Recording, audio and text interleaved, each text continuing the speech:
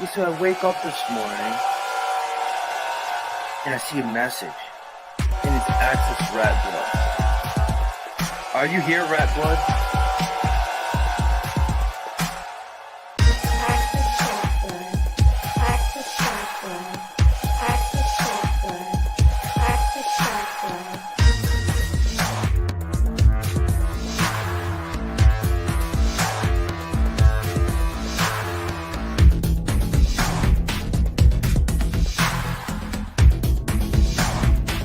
And then you got people like Access, and then you got people like Access, and then you got people like Access. I'm Access fucking Rattblood. Access Rattblood, I see. All these Access people, I'm starting to get paranoid about that now. I don't know what to do with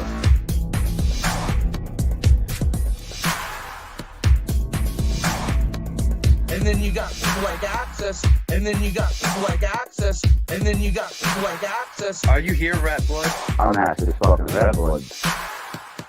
Access Rattblood. Most abundant and successful king hero that we are all sitting with at this very moment. Are you willing to accept that as a truth? That you are a worthy man and that your penis is okay? all these Access people, I'm starting to get paranoid about that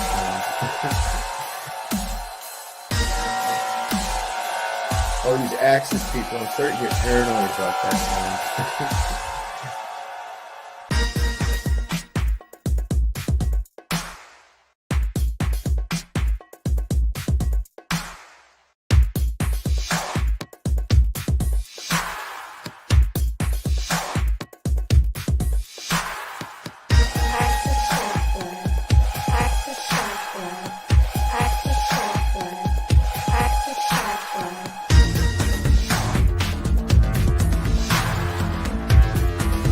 Are you here, Rattblood? I'll just start throwing spells at you, conjuring demons and otherwise. Are you here, Rattblood? I'll just start throwing spells at you, conjuring demons and otherwise. Are you here, Rattblood? I'll just start throwing spells at you, conjuring demons and otherwise. Are you here, Rattblood? Who the fuck is Access Rattblood? I'm Access fucking Rattblood, bitch. All these Access people, I'm starting to get paranoid about that now. I don't know what to do about it. I'm Access fucking Rattblood. Hello, friends and enemies of YouTube, children of the metaverse. It is I, the Access. And tonight we'll be hitting on quantized thinking and the fragile mind of most humans. I have went on a little endeavor into understanding some of the technology behind the visual imaging, stimulation, and art that's been produced by AI, and some of the more mentally intrusive and some of the more aggressive states of this type of imaging, and the implications of what it can do, pros and cons, both good and bad, and the potential for the new infrastructure of this country to be taken on is going to have to also implement some of these technologies. Sam Altman, who is in a battle with Elon Musk right now over keeping open AI. Sam Altman thinks that the AI or these chatbots and image manipulation and suggestion should be accessed by the general public and should be a resource for the general public. That's open source. Whereas Elon Musk naturally doesn't feel the same about that. And Elon wants to push his agenda and his understanding and concepts of his development into the realm of AI, probably more so into the business and financial sector of basically market it like a video game with the new and the new infrastructure as a foundation. And Altman, who sees AI in a more positive light, wants to keep everything open source and free to the public. Whereas I started looking at various aspects of that and what it had to offer in a beneficial way. And then the financial look at it and how it could be marketed and why they would market it. And then I looked at the pros and cons of working, especially in an underdeveloped mind or a mind that hasn't quite understood. We have a guest here.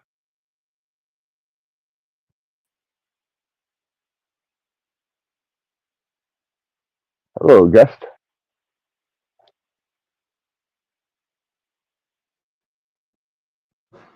Yeah. Hello. Yeah, how you doing this evening? Give me a second. I gotta fix my audio settings here.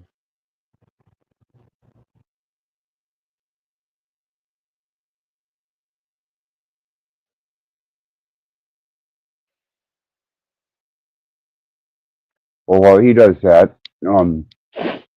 anyhow, the younger undeveloped mind and the potential trauma that children get, especially from scary situations or scary movies, which kids will be kids, and I'm sure that they will push the more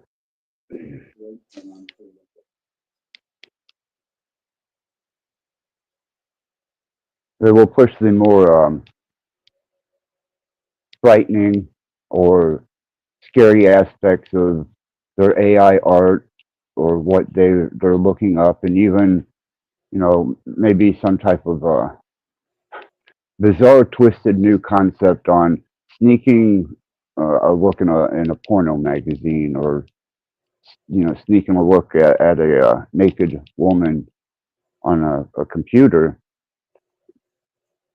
There's a potential that the mind of a child could be disrupted or traumatized by some of the more aggressive and darker concepts that AI offers.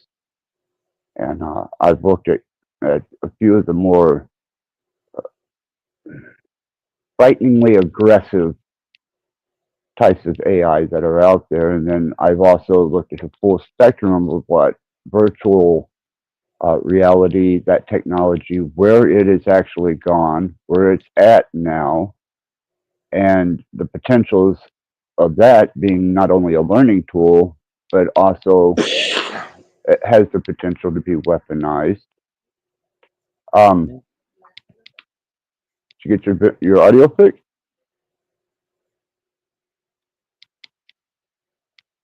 Guess not. What's that? And I was just seeing if you got your audio fixed. Oh yeah, I was looking for something for someone else. Hold on. But anyhow, I'm trying to smoke a joint here. Sorry. Okay. So what are you talking about? AI? just the development of technology, how it's going to apply as an infrastructure, how it's developed, the actual workings of its mechanics, from processor to old computers from the like the IBM 8088, all the way up into what we have now, which are quantum supercomputers and algorithms, machine learning. Quantum computers is just superconducting computers. Well, supercomputers still work in binary. Quantum computer works in a state of superposition. Superconducting is superconducting computers. Yeah, there's a difference. They're superconductors. That's well, they think there's a lot of baloney about quantum computing. It's just superconductors. Right, that's all it is. The quantum computer. So semiconductors, they're superconductors. Superconductors. They work differently. Work a little differently than semiconductor logic. Right. There's the classic computer operates in a system of binary, which basically is what we've dealt with all through our lives up until now, where they've managed to take entanglement, quantum states with the qubit, and they've actually got it to where it's a stabilized chip now. It doesn't decay as quickly, and it has a much larger repair error correcting rate.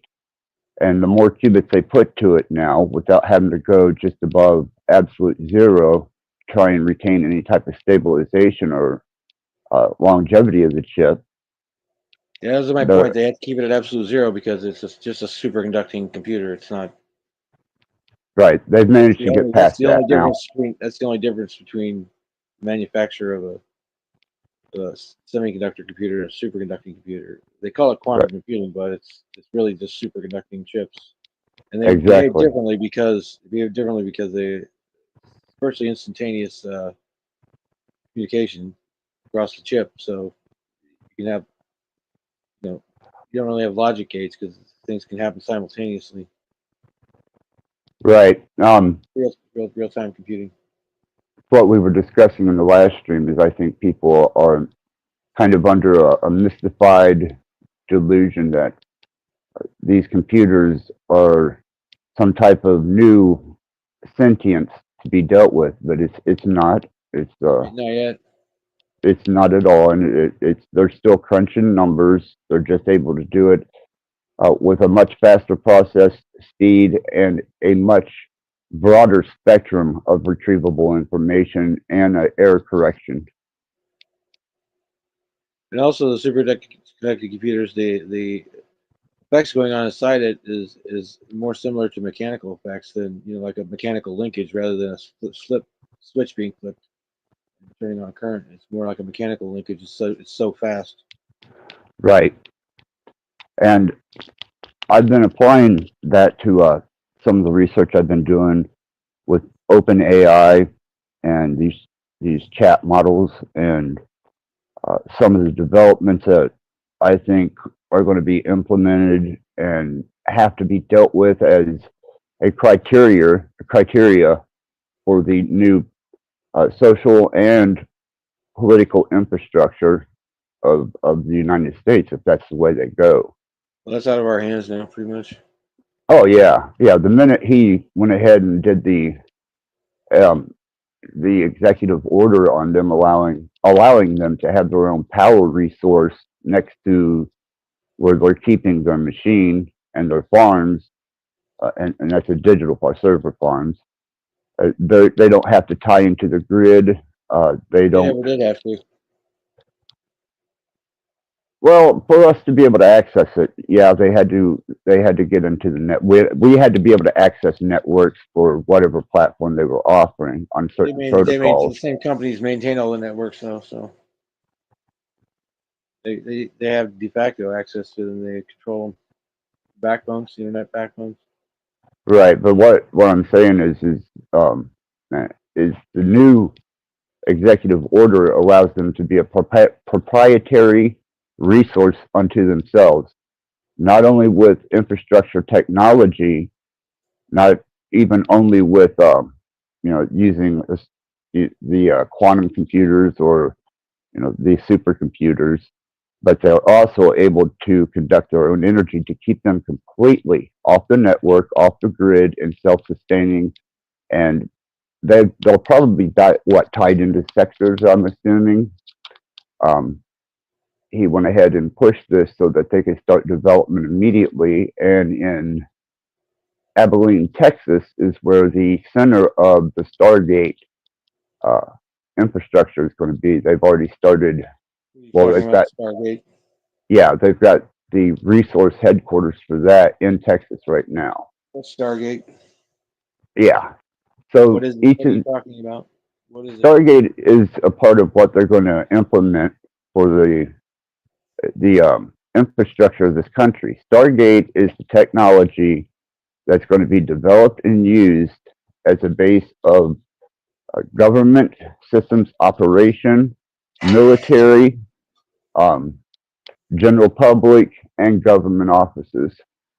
And they're all going to be probably on a blockchain or a direct government resource proprietary operating system such as Social Security or the IRS, and that's where they're operating out of Abilene, And and so that'll what? probably be well. It's not a so what. It's just what's happening. You know, they can't they can't do much more to us than what they've done, and without waging direct war on their own population. I'm not not addressing that. I'm just educating people on how far they've gotten with the technology and how they plan on implementing and using it. Well, we have no idea what the current state of technology is. That's true. I'm sure the They don't tell military us. They don't tell us. has yeah, and that's a given. You know, the military's always ahead of us, Anything you hear about and in the news, research and development is always going to be DARPA. anything you hear And about in the news is already obsolete. right, that's it's pretty much a given. You know, it's making people aware on a layman and intermediate level is what I'm trying to accomplish here, so that it demystifies the idea of AI. It demystifies the quantum state of things. It demystifies the system of control that they think AI is going to have. Because it's not sentient, it's not general AI, it's still machine learning. And It may but not be as long as sentient, but the people making it and using it are sentient. So it doesn't have to be sentient. It's going to do what the people tell them to do. well, People that own it and control it. that's why I was just talking before you got up here about Sam Altman and Elon Musk. They're fighting it out right now, and the United States, China, and Russia fighting it out for having the first centralized uh, economic-based AI infrastructure. And not only that, but military application in full effect from these supercomputers, the quantum computers, and the new states of processors that they have. They just took the Google Willow chip and surpassed it by, we're talking massive, but it has about 100,000 more processing speed than the Willow, and the Willow was at a 1 and 25 zeros, if you can think that high to count, surpassed the Pentium 2 or the Pentium 3 or the Pentium 4. And now that that's been surpassed, and it is in a quantized state, superconducting state, It has no commercial applications. military applications though. Commercial applications, it would have commercial applications in general robotics, such as General Motors, Ford, any of the major manufacturers, and It's not going that's to be in already any. been. It's not going to be in any commercial products. What are you talking about? AI right now, as we know it. Superconducting electronics are not going to be in in consumer electronics in the near future or the foreseeable future. I think they'll give us the bottom end of it. I think they already have with what they've allowed us to get our hands on and Not what practical to we. keep it.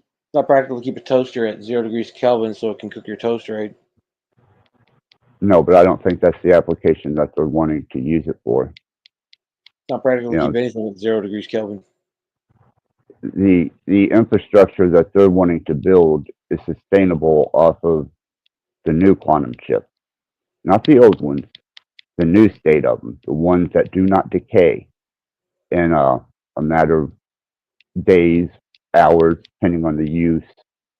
And it's also capable of sustaining its position without the Kelvin freezing process, which is slows the particles down into a virtual state. You know, but most people don't understand or know these things. Most people are just completely lost when it comes to understanding the mechanics and the uh, almost superstitious type of state people take with these types of technologies. You know, Nobody you understands the can full extent of all these technologies. Like you can store data as internet pings, just pinging servers, and use the response.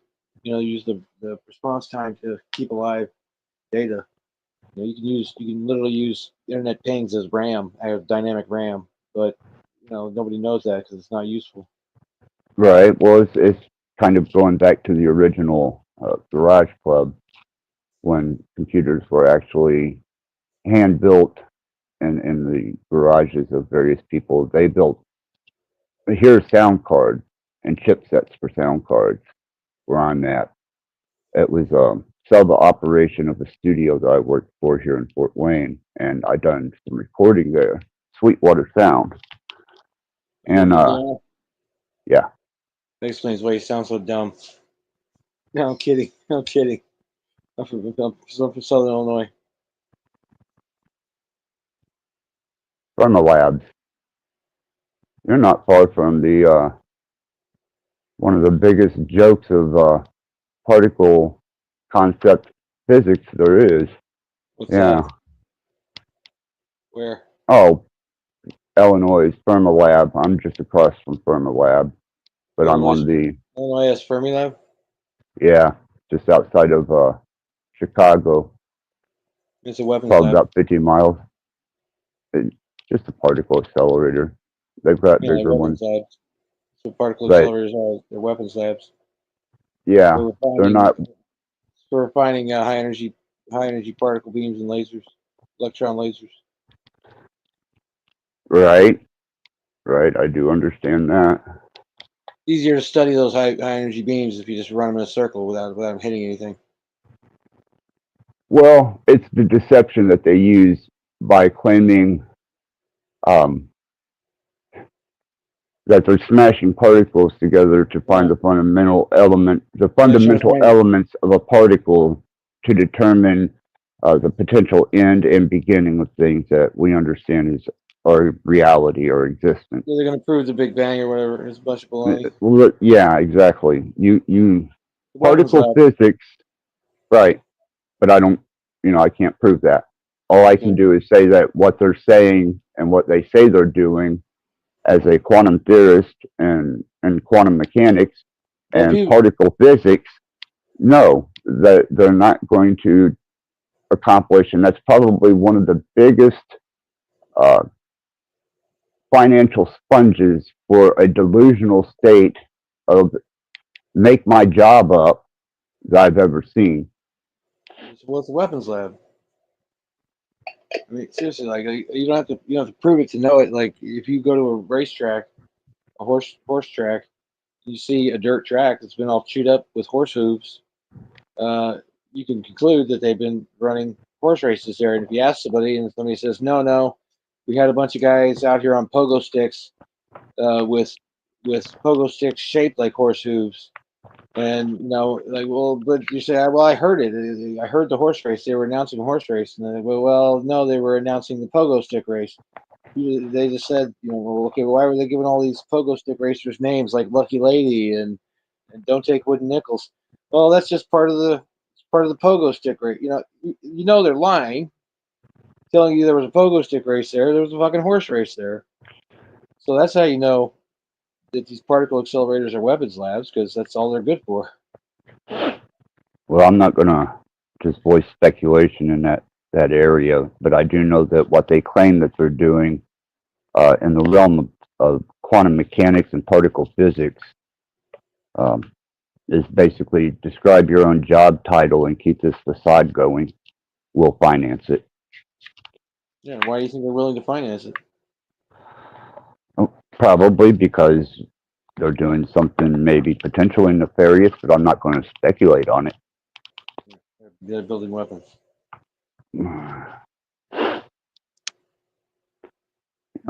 I do see the financial burden that it puts in the control and mystique that they've used particle physics for, and I'm not impressed. They haven't delivered to the general public anything more than, well, you can contribute the web to development at CERN, or apparently, from what they say, the discovery of that frequency to work with. But as far as them being able to get quarks, gluons, neutrinos, and break down the fundamentals of these into states of symmetry and a order. If you think that you're going to put order to a quantum state, you're wrong. And if you think you can determine from quantum states anything besides the state of superposition or all potential, you're just not going to do it. So they can smash them all the way down to the fabric of photonic light, and they can split photons all day long. It's not going to benefit any of us unless they're capable of using it for some type of entanglement processes, teleportation, transmitting information. That would be the only thing, is if they were able to use these particles for something of that nature. But it would be information based.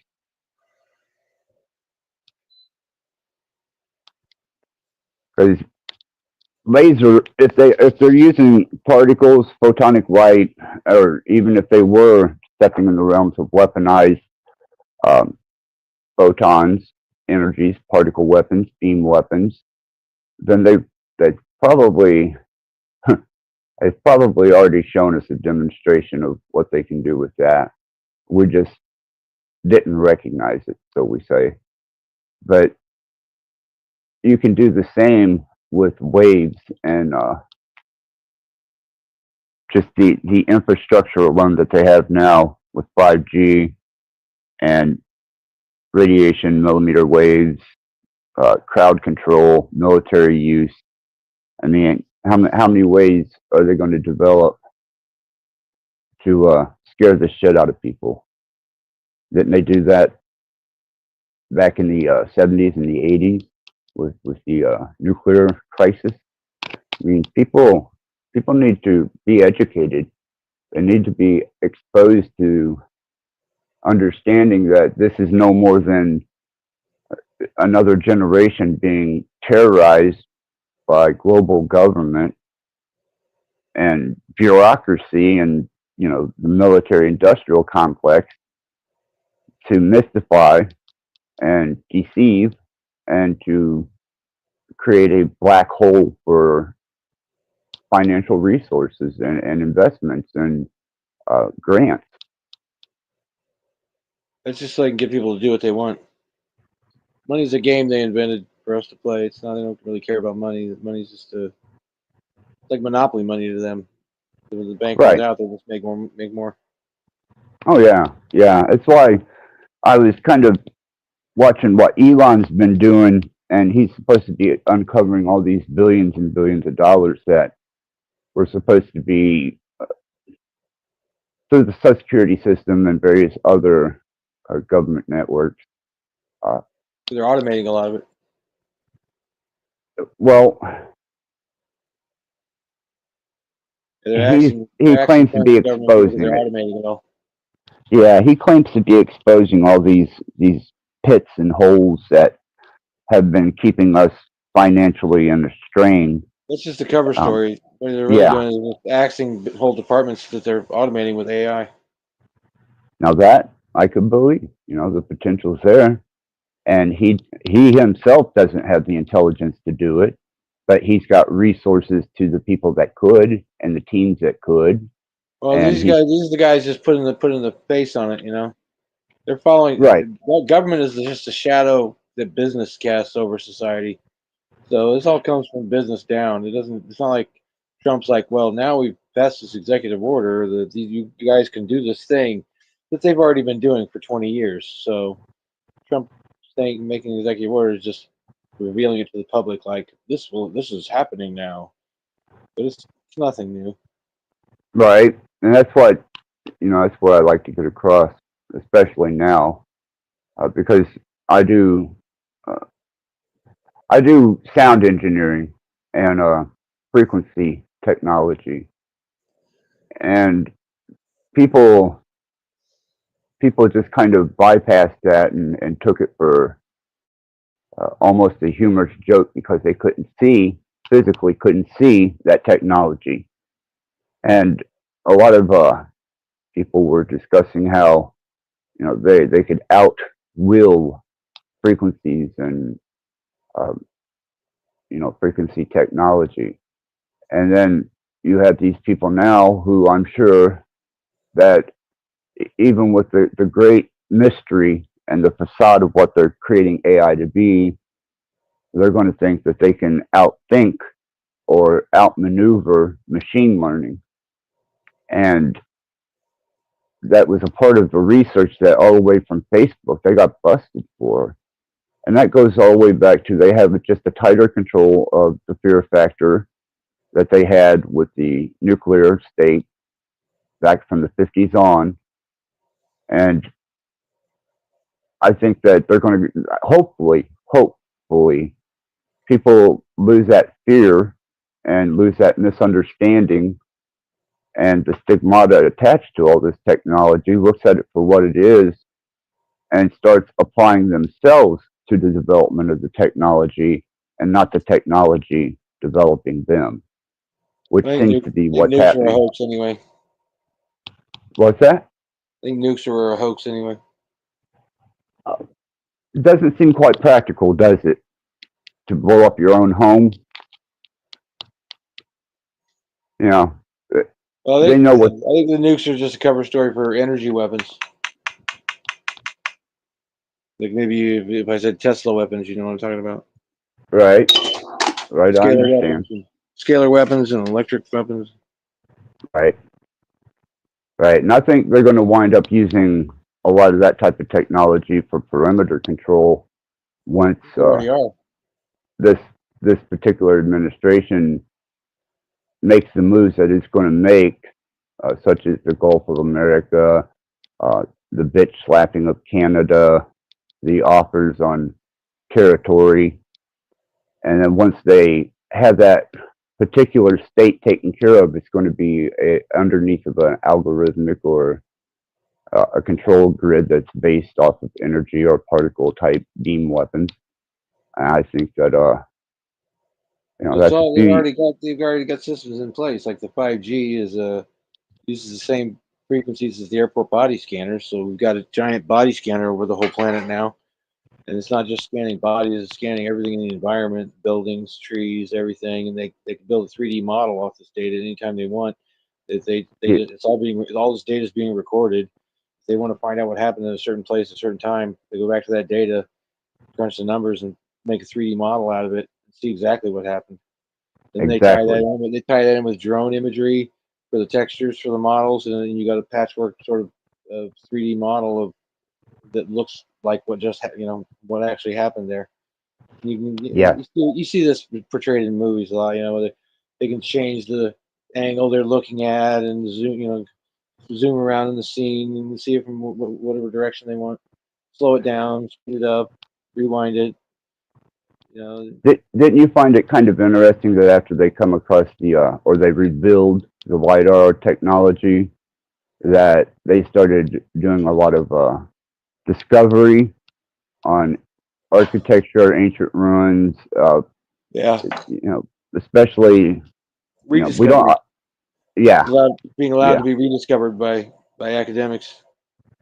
exactly, yeah. And they wound up, they gridded the whole realm, as far as I know, and now they're trying to make uh, a holographic model of, I guess, the entire global system, if it's a globe, flat, whatever your Well, preference that's what may I'm saying. be. It's not so much they made a model of it; they've got data that they can use to create a model. They picture it as like a Minecraft world. When you jump into a Minecraft world, you only get a few chunks of it. That's all you have to render. So that's all they're doing. They're rendering these models from data that already exists. They just have to process it. That's just signal analysis, like a radio telescope. They use radio telescopes to see things in other galaxies and shit. So it's like same principle, except it's a radio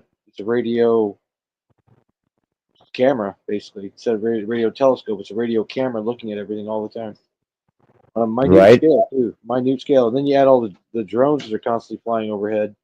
Like I said, you get actual imagery, optical imagery of everything, day and night, looking at specific people. And these are very very high resolution cameras where they can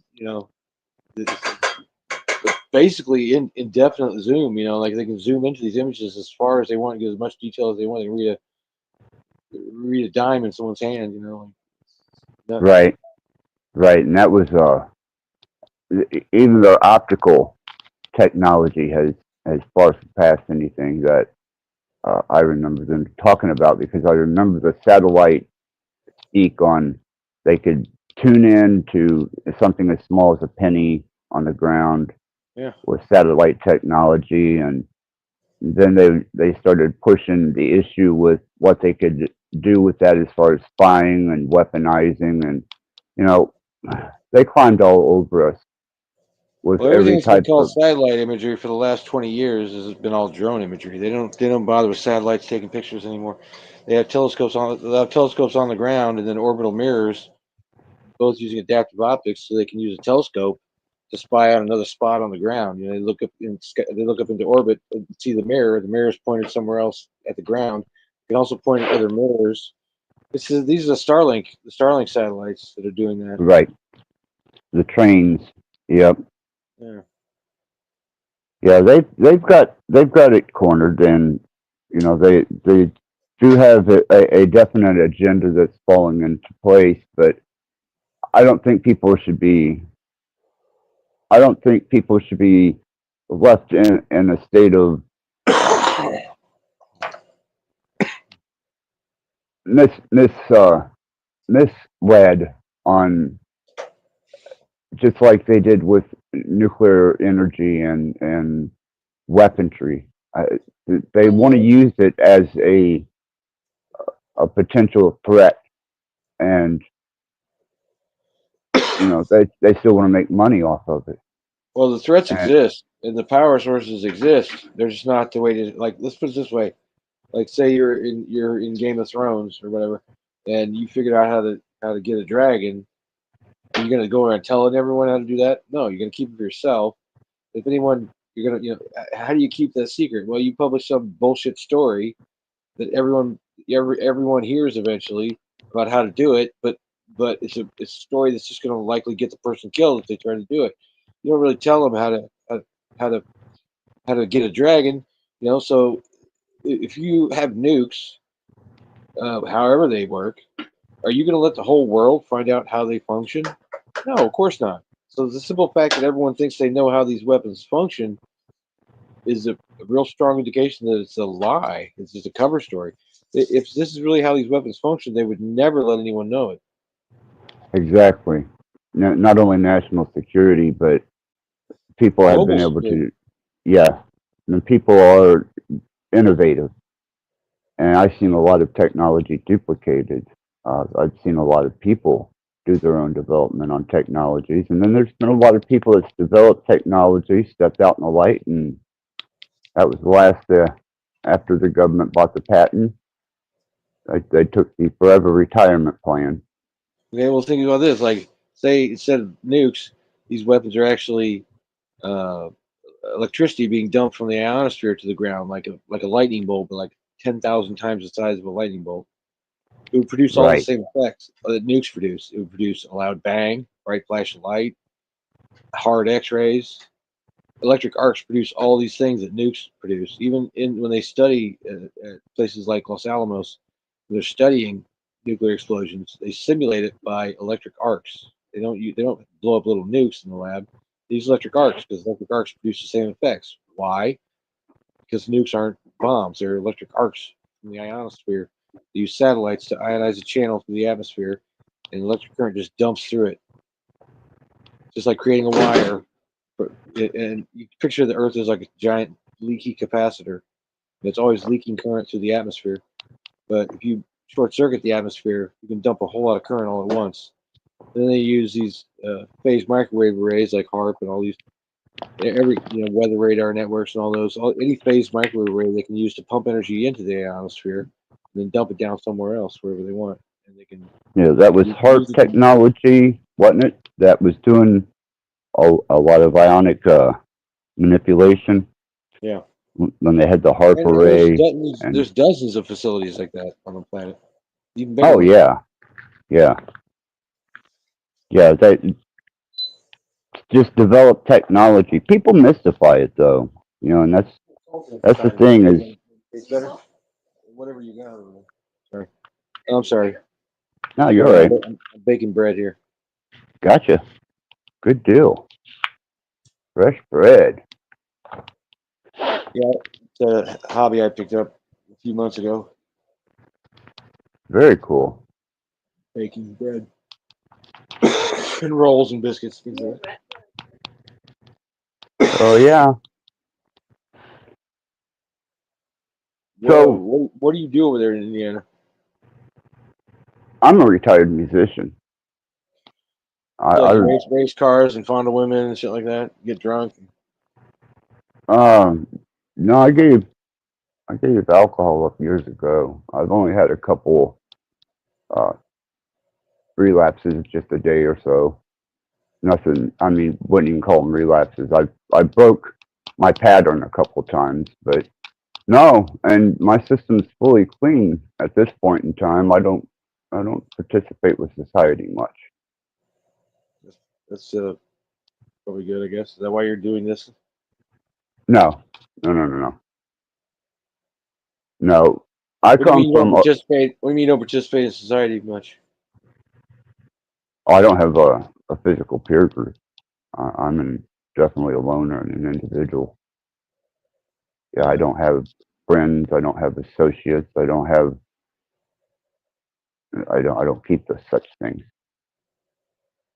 Unabomber type then. Not as motivated. I'd rather play my guitar or do a live stream than I would anything else. You have income? Yeah, I retired from the music industry. So you don't have to work for it?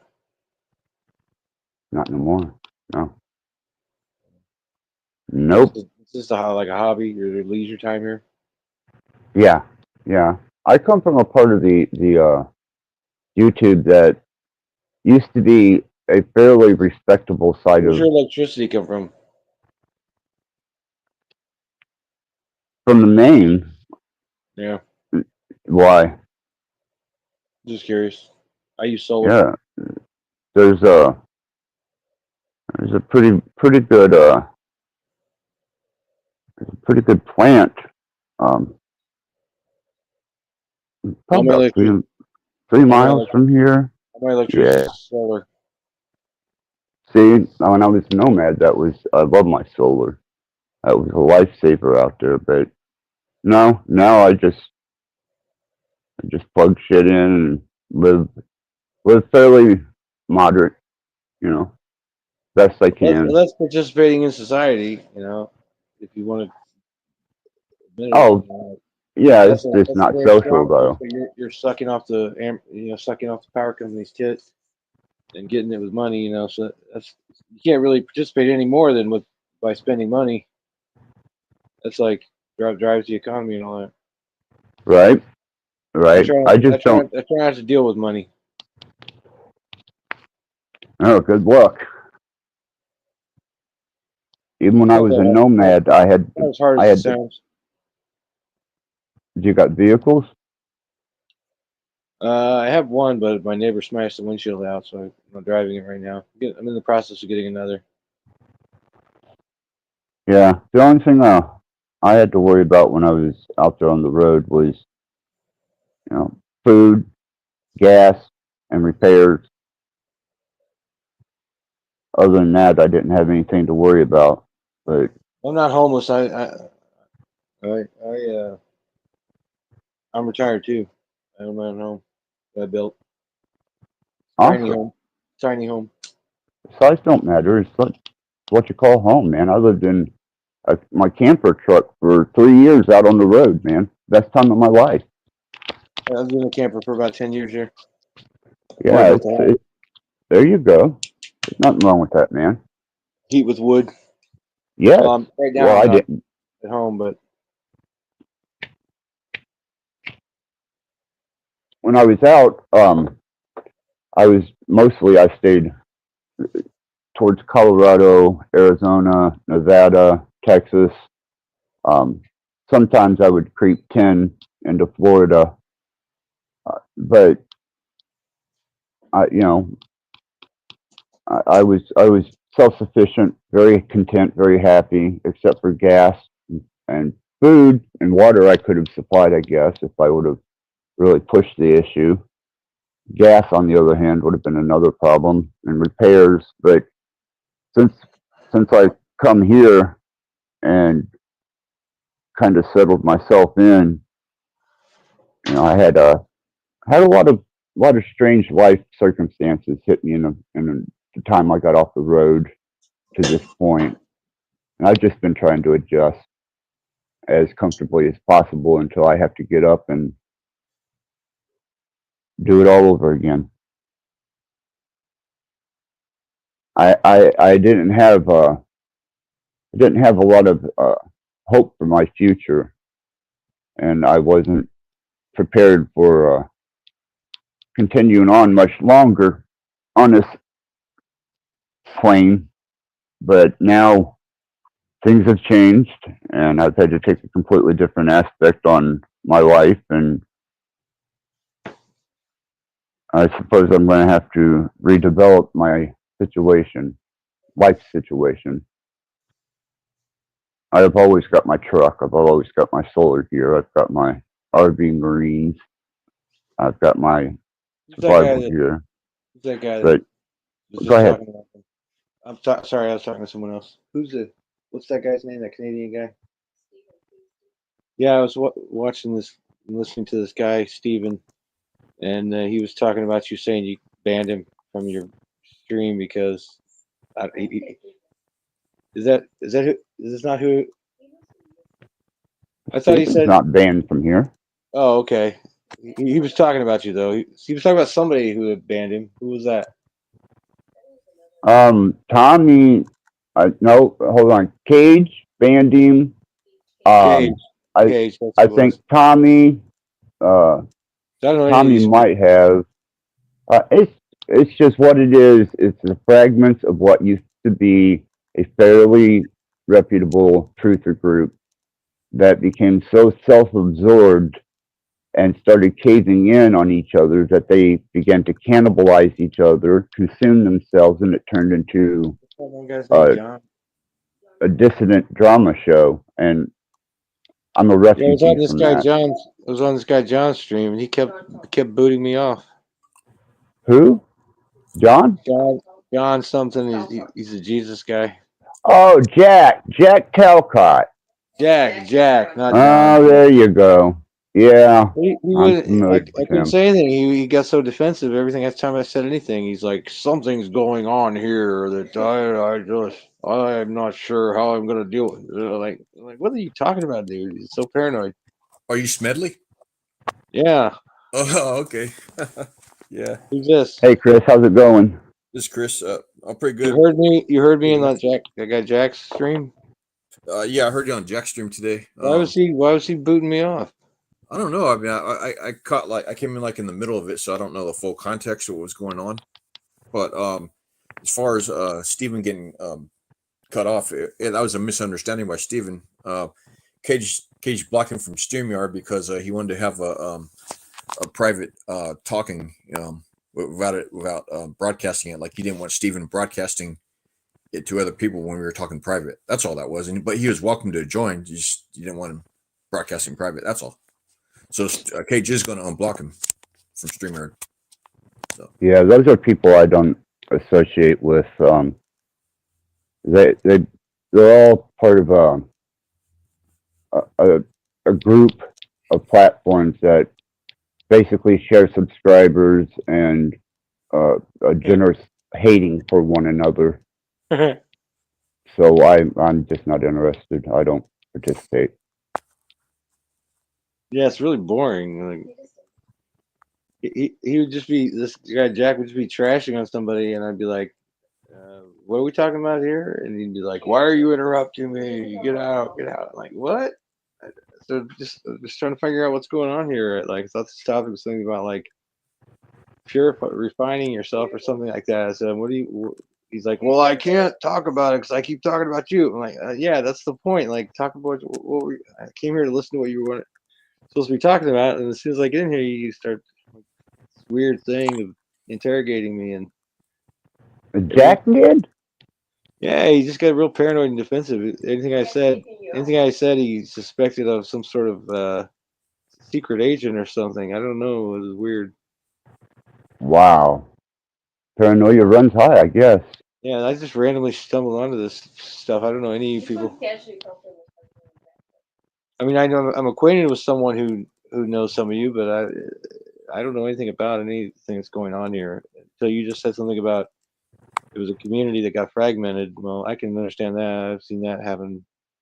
You know, and people, wherever they go to, they just keep clinging together. It seems like, you know, like you said, some generous hatred of each other. It is. Meet Cage. Cage. Yeah, this is Cage.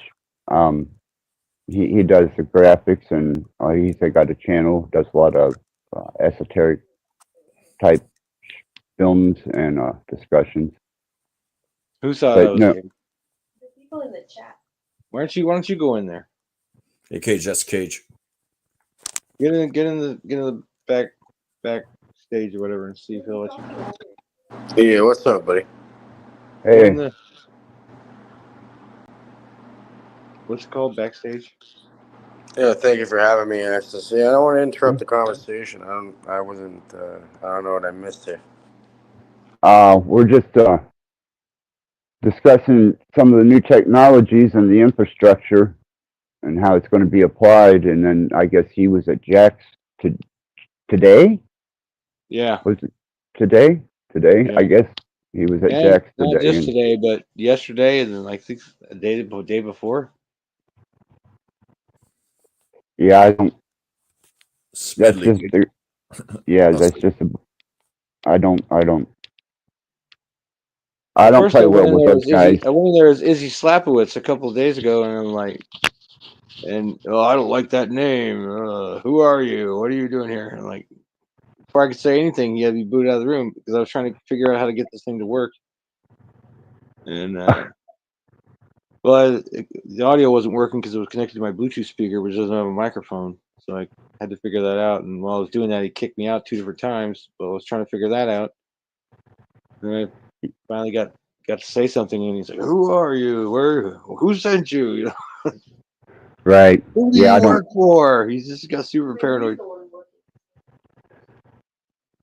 Yeah, I don't. I had to. That's a part of the group that they share subscribers, and I think that's a lot of it is You know, they show subscribers, and you'd consider them all to be living in the same neighborhood, pretty much. So Seems like they all it, stream one after the other. yeah, I had to break away from it. I wanted to do other things. Wanted to reach other topics, and you know, maybe do something. And I thought, since I've got the knowledge base, go ahead and try and educate people on, you know, the mechanics of quantum and the mechanics of, you know, superposition, quantum computers, supercomputers, to Got all this from binary your old experience. processors. You got all this knowledge from your experience as a musician. Yeah, most of it's from back whenever we used to do MIDI. I was an industrial artist, and we did industrial music. And when MIDI came along, and you could hook a sequencer up through your old You're like computer. 70, No, I'm 60? 55. Oh, okay, I was close. Yeah, I'm 55, and When that was MIDI came my along, it's like, yeah MIDI, and we used it as a sequencer for our music. Actually, there's no MIDI files. They're like it's pretty much just like tones, right? Uh, well, some of them, but you can plug your keyboard into a sound module through MIDI and get a MIDI's just a sequencer. standard. MIDI's just a standard you can use for your standard tones, and you can send just single bytes to represent each tone over the internet. Right? Or you can use it as a timing module for Yeah, but it's looping just with it's just a standard sound set of bank. tones, Yep. standard set of musical tones. I worked with Cakewalk all the way up to Cakewalk 3, which used to be that used to be the studio criteria back in the late 80s for any type of syncing, and looping was always done through MIDI up until later on when they started building it into the Roland, the Korg, and the Moog, and you could start working with repetitive sound design, wave imagery, and you could start producing different types of variations through a sequencer. And we used the computer as a sequencer hooked into the keyboards to sound modules, and especially for the live shows, all you had to do was type in whatever particular song that you were playing for that set, and it would run those it would run that timing and those loops through the computer to the soundboard, and your keyboard was then a whole new concept of music. Now When I it's was in done through. the 80s, Oh, I had a software for my Apple II Plus that okay, that would play MIDI versions of famous classical music pieces by right. famous composers, and it would also fabricate on demand a completely original piece in the style of any of the composers. It would base it on an algorithm analyzing the existing compositions, What and it year would was this? in the 80s, Really? mid 80s, yeah. And it gave me the idea that, like, if I was somebody like Stephen King, I had this idea back in the 80s. Like, if I was somebody like Stephen King, I would just pay someone to, do computer analysis, word analysis of my books, and have a computer spit out stories, and I would just edit them, for the rest of my life. And I was like, maybe that's how Stephen King writes like 100 books a year. Were you into software development or coding? Yeah. Okay, that explains it. I'd say they didn't let the the military, they all had home computers and MIDI. That's where I was originally introduced to MIDI.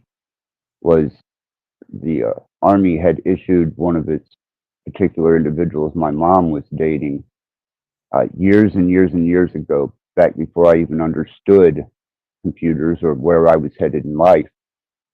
And I remember he had those little tones in there, and he had a keyboard hooked up to it, but he was a classical player. And then later on in life, we used it for sequencing off of sound modules. But I didn't know that they were working with algorithmic technology to that degree in the mid 80s, because this was No, 88, man, 89 when I started. that the fucking the software like assembly routines people used to write back in the 80s for a computer with only 64K RAM, like they were doing some phenomenal shit. That's a lot of I can't RAM for understand. that time. I can't understand the bloat of all this software these days. Like, what is it doing? It's taking this. I don't care how high resolution the screen is. Facebook shouldn't be a 400 megabyte application. That's nuts. What is it doing? It's compensating for resources. It's trying to reduce its pull on your resources off of your operating system and your processor. So it's kind of taking some of the load instead of bogging you down with the load, so that you have faster interaction speed. But I didn't know that they had algorithms developed with that early in the 80s, especially design algorithms off of that, because we just used it as a sequencers. Are you talking about to create original pieces? Yeah, I'm sure. What was because I used Cakewalk, and prior to Cakewalk, I used a Microsoft-based coding, it's just a general coding program for sequencing sound modules that we had developed. What software were you using back then? I don't know. It was just a binary file I had. I collected. I was always swapping software with people through BBSs and shit, and it was just a file I collected. It was only like 400 kilobyte file. Really? Because I know in '88 I was still running with 8 megabyte of RAM. On what? And on an 8088. TI-99. Yeah, that was old IBM technology that I was using. But then it was state of the art. I had an Apple II Plus in the early 80s, and then I got a had a laser 128 for a while. I had a 2GS, I had a 2E, I had a 2C. Okay, so you stayed more. Okay, yeah, you stayed more with the Steve Jobs type aspect of using. Until they started, until the Macintosh. When the Macintosh era started, I switched to PC. Right. That explains a lot of it, because everything I've basically done has been window based, and it's been done off of PC and Microsoft. I switched to DOS after they came out the Macintosh. Yeah, I started out with MS DOS 3.11, I think it was, or 3.1. I still got the floppies around here somewhere. But I got Pro DOS and Apple DOS 3.0 floppies somewhere. That's why we were working off 2 different platforms. Gotcha. That makes sense. That makes a lot of sense, because people still use Apple in the industry for a lot of the visual arts, audio arts, kind of that was taken over by chipsets. Whoever had the best chipset at the time, or the bit rate processing for whatever music or imagery.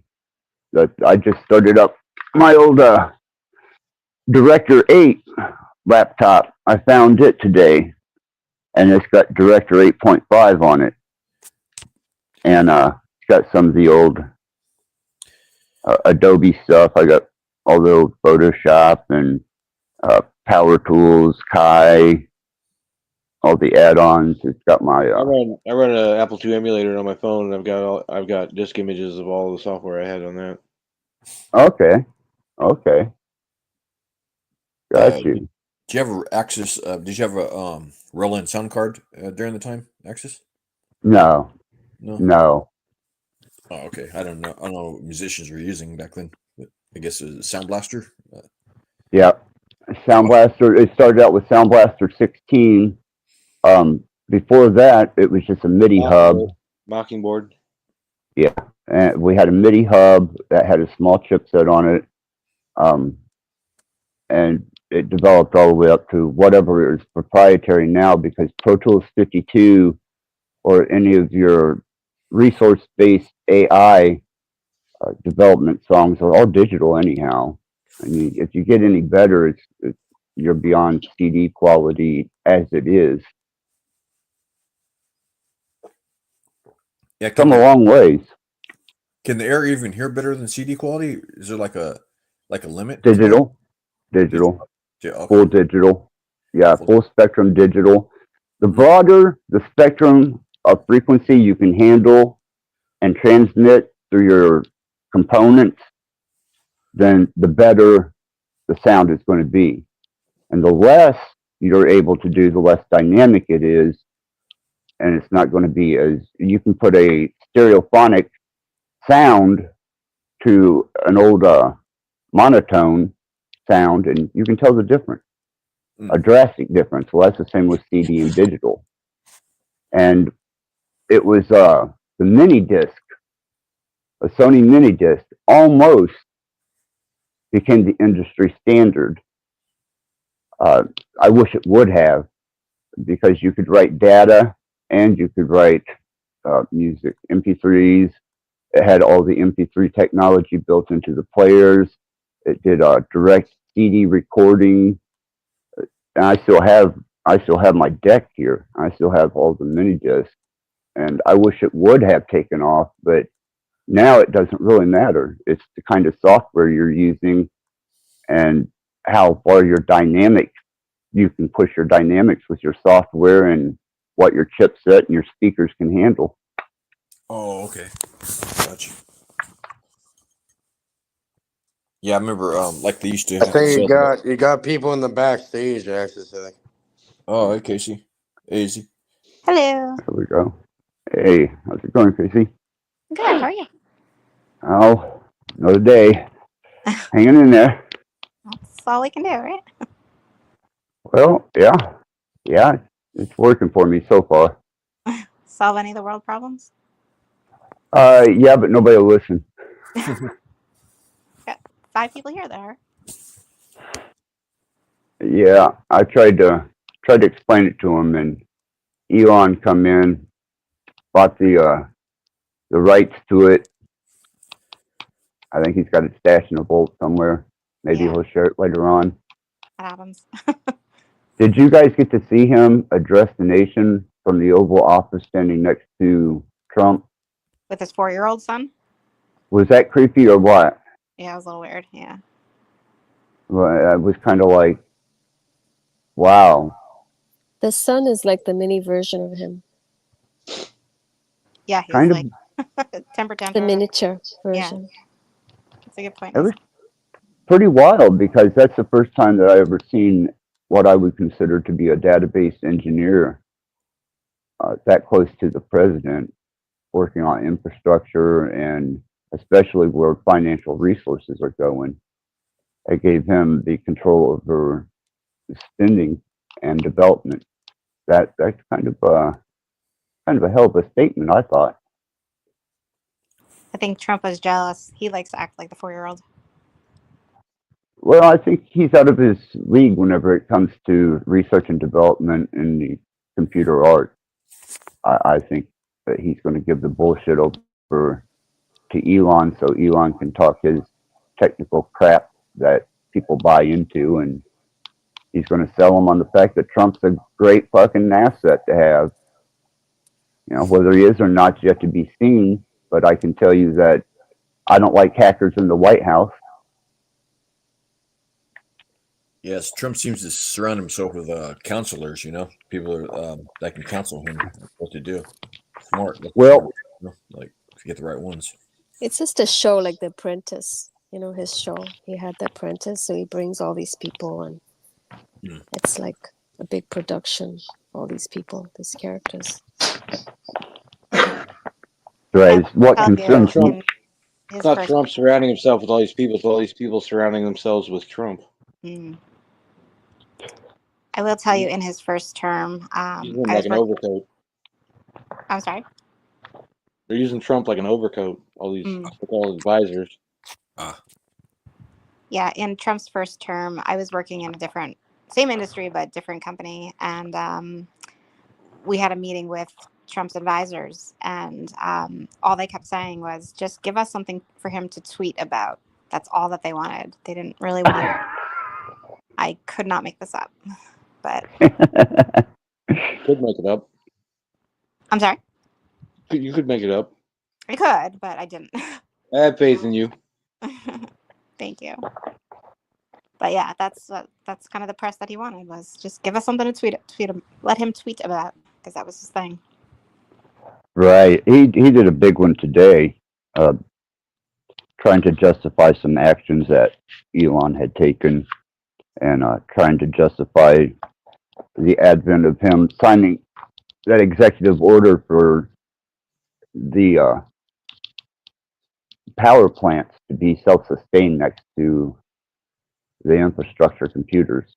And they're going to be, I guess, gridded out, and they're going to have their own proprietary source of energy.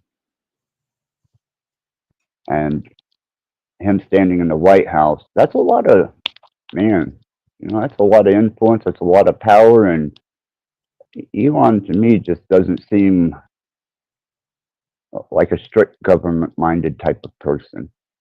He's the kind of guy I'd go to his back door to buy some software or something. You know what I mean? Maybe hit him up for some kind of Nintendo glove that's been modified. And I'd be like, hey, dude, you got the glove? Man, I got the money. Yeah, now he's got all of our social security numbers, and we'll see what happens. Exactly. And then he's a developer, and when you look at what he's developed with his company, Tesla, and how he's going to apply himself to our government and the developing of the infrastructure of it, geez, man, that just freaked me the fuck out. I was like, oh man, this is not going to be a good haul. He's going to replace everyone with robots. I don't even mind that. I don't mind, if he takes the workforce out and gives us a EBI, and as long as he leaves our Social Security alone. You'll have robots do the voting too. I think that's going to be handed over to a potential at-home database algorithmic type They got the voting technology system. now. They need to just set up a system where any law that's going to be passed anywhere, everyone affected has to agree to it. If there's not unanimous consent, they shouldn't be able to pass a law. Well, majority consent, you would hope. It needs to be unanimous. We got the technology now. We can contact everyone. If they can fucking put everyone under constant surveillance, they can tally votes for everyone. That would never happen. I understand. Exactly. That's the whole point. That's the whole point. Well, the whole point is no one would ever agree on a law. So if anyone disagrees, we shouldn't make it a law. It's an illusion of fucking choice. You think you have your vote does? I've never voted in my life. I never will. I'm not that fucking stupid. Would cast a vote into what? Now that's how they gain your consent into it. When people play into that. Yeah, it's the only thing, like I said, that I'm concerned about implied consent, whatever you want to call it. Is Elon's resources. If he wasn't, it's his finances. You mean? Well, that, and he also gets the cream of the crop in coders and computer art and development design. He gets the cream of the crop, him and Zuckerberg. Now, Gates has kind of stepped out of that because he wants to vax everybody. But Musk doesn't have the best people. I think he's got some pretty damn good people working under him. They're all between ages like 19 and 22. They can't even write their car yet. It's like, I don't know. No, but they can write code. Always gets the best people. Musk has all these gay fanboys, all beta men. But Pentagon gets all the smartest people. I don't know. I think he's made himself such a public staple in the past, and basically baffled everybody with his bullshit that he can financially come in and at least facade himself into a position where people are going to trust him, people are going to listen to him, and the fact that he's got Trump's approval. I mean, If Trump's got his damn, approval, you man. mean? Well, he's got it. Hopefully, he's got his developers too. You know, if that's what they're going to push, and at least they'll have some type of criteria other than just your general political criteria. I think all that hogwash should be done away with. But I don't know the way they're going about it, and the way Elon's talking, and the way he's playing gangbusters is particularly the way it should be gone at. You know, it's pretty hostile. I don't know if you've seen a couple of the moves that Elon made whenever he went into the what was that? Uh, Well, Access, the Go- world's a stage, and this shit is what, they give this shit for us to ponder on, what they call the goyim, like the retarded cattle. They look at you like a number either way. And obviously, that's what it's going to be released for you to go and look into on the media. That's a rather That's what- incendiary comment about Goyim. Oh, right. that's Well- that's like the name for it, apparently. Trying to start a fist fight here or what? But it just means fucking cattle. That's all it means. Oh yeah, who means that to who? Certain people. Certain people, huh? Who would that be? People with specific beliefs. It's not one group, really. For example, like Like in Hermetics, they say, like, don't cast what? pearls before swine. In what? In the Go Hermeticism. ahead. Like, there's Go always ahead. been some I sort don't of... want to cut you off. Say as much as you want.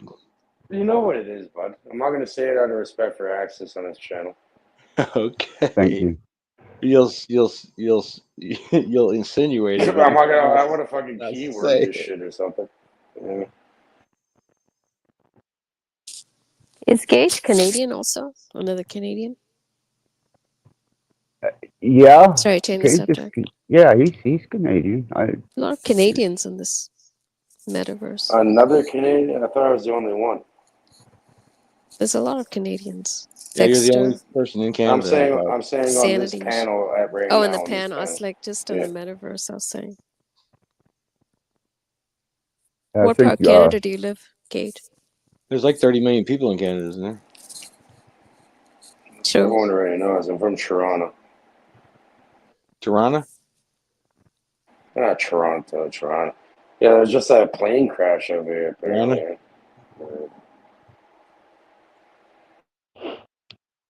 Plane crash.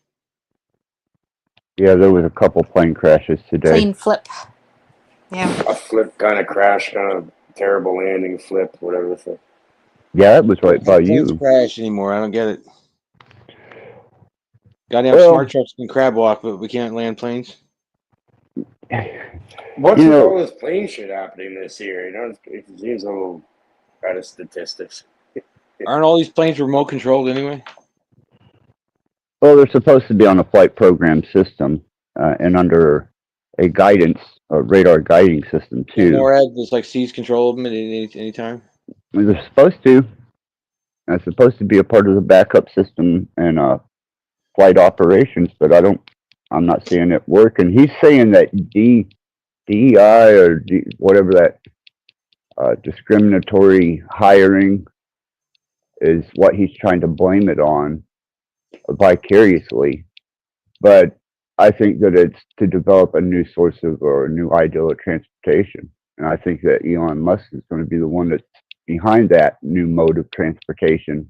Or potentially Elon will get the contracts to refurbish the aeronautics division of. Air travel is dead. It's slow. It's inefficient.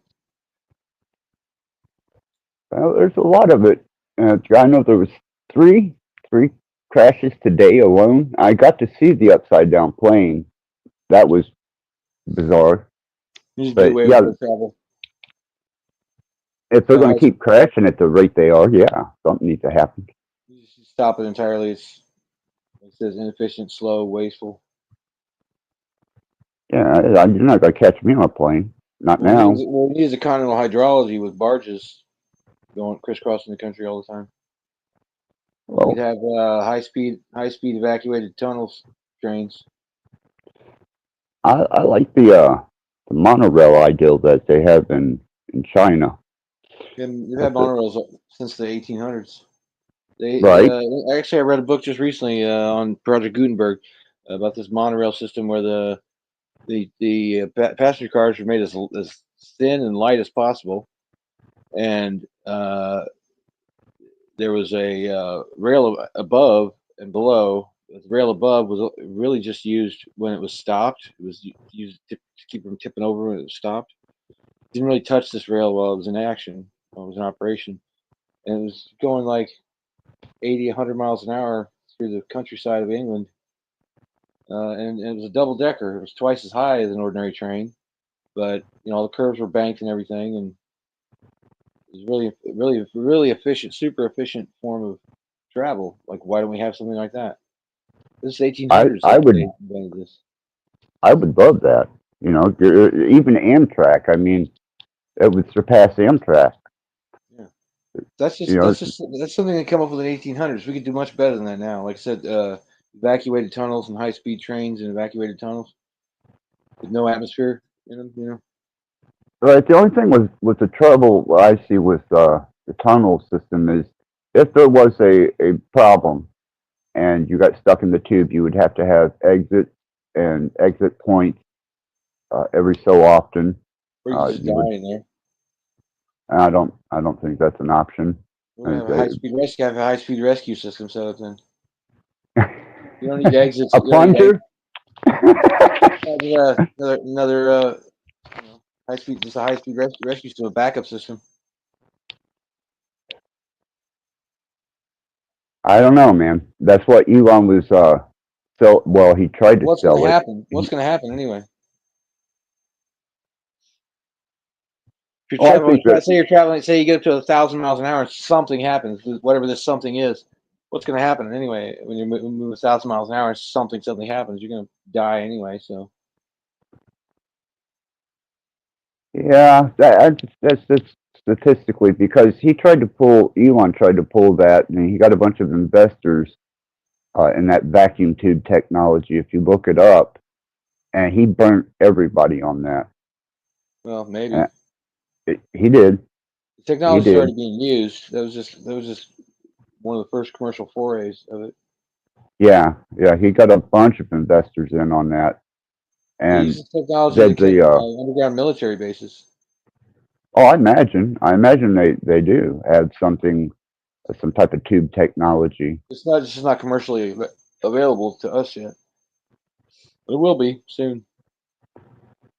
Could be. Like I said, there's something that they're wanting to do because if the aeronautics industry has gotten this far out of hand that they're having 2 or 3 crashes a day, then the statistics for people surviving a flight from even from state to state, you know, you start propagating death every time you get on a plane. It's going to make people think different, and then they can introduce a new mode. Then I could see people investing into new forms of transportation, like what Elon was trying to sell the It investors on. doesn't matter what people want to invest in. Well, it's what they're going to use. They're going to have to ascribe to it, right? Well, I'm just saying, like it's all top down. The people, it doesn't matter what the people want out of it. They're going to get what they're given. They'll take it, just like they did during COVID when they said everyone just stay home, and everyone stayed home. It shows you how easy and quick it is to change the whole world. Tell everyone to do something different now, and everyone does it. I didn't, No, but a lot no, of people. no. I was nomad at the time of the pandemic. I was driving I, around like it was Night of the Comet or something. Like I was like, "Where's all the cops? Where's anyone?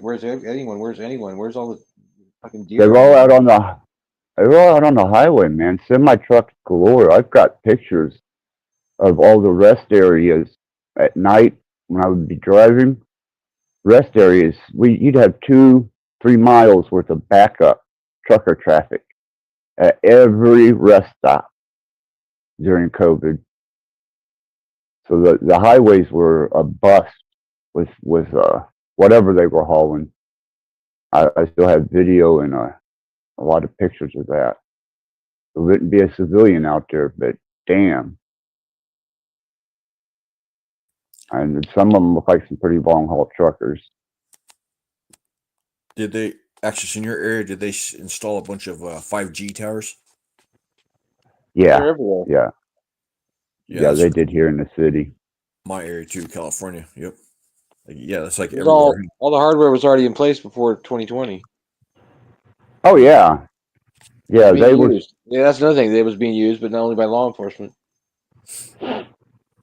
Yep, a lot of people.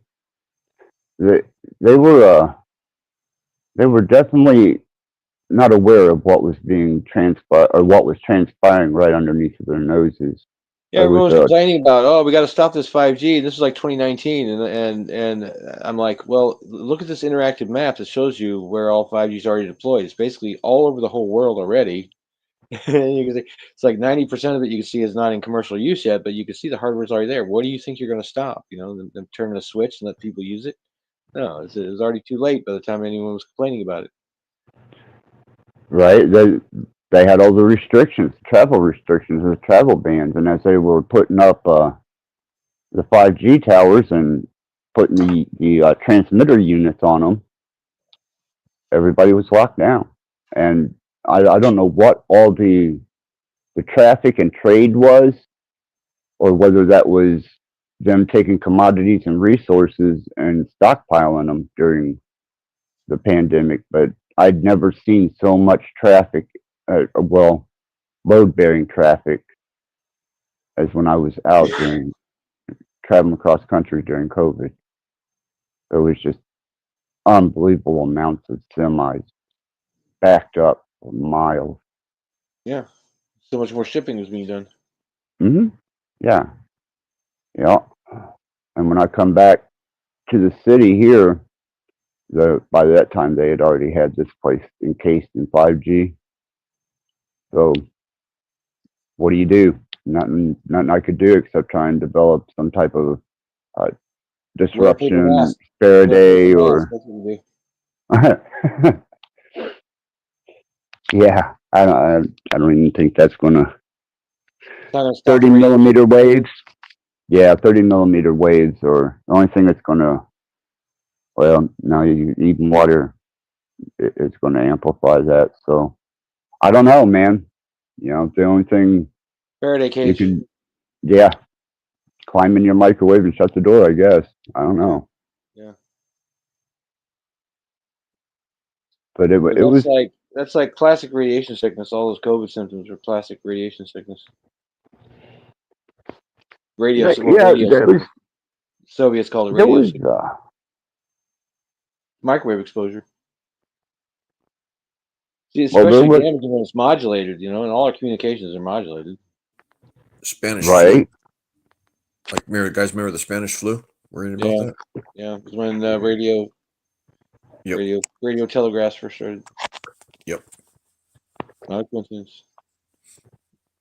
Well, I think when they find out, the general public in the long run, the effects of the technology that we're using from 5G to high-speed Wi-Fi internet, they're gonna find generationally that it was the cause of a lot of things, a lot of sicknesses, a lot of ailments, and a lot of health problems.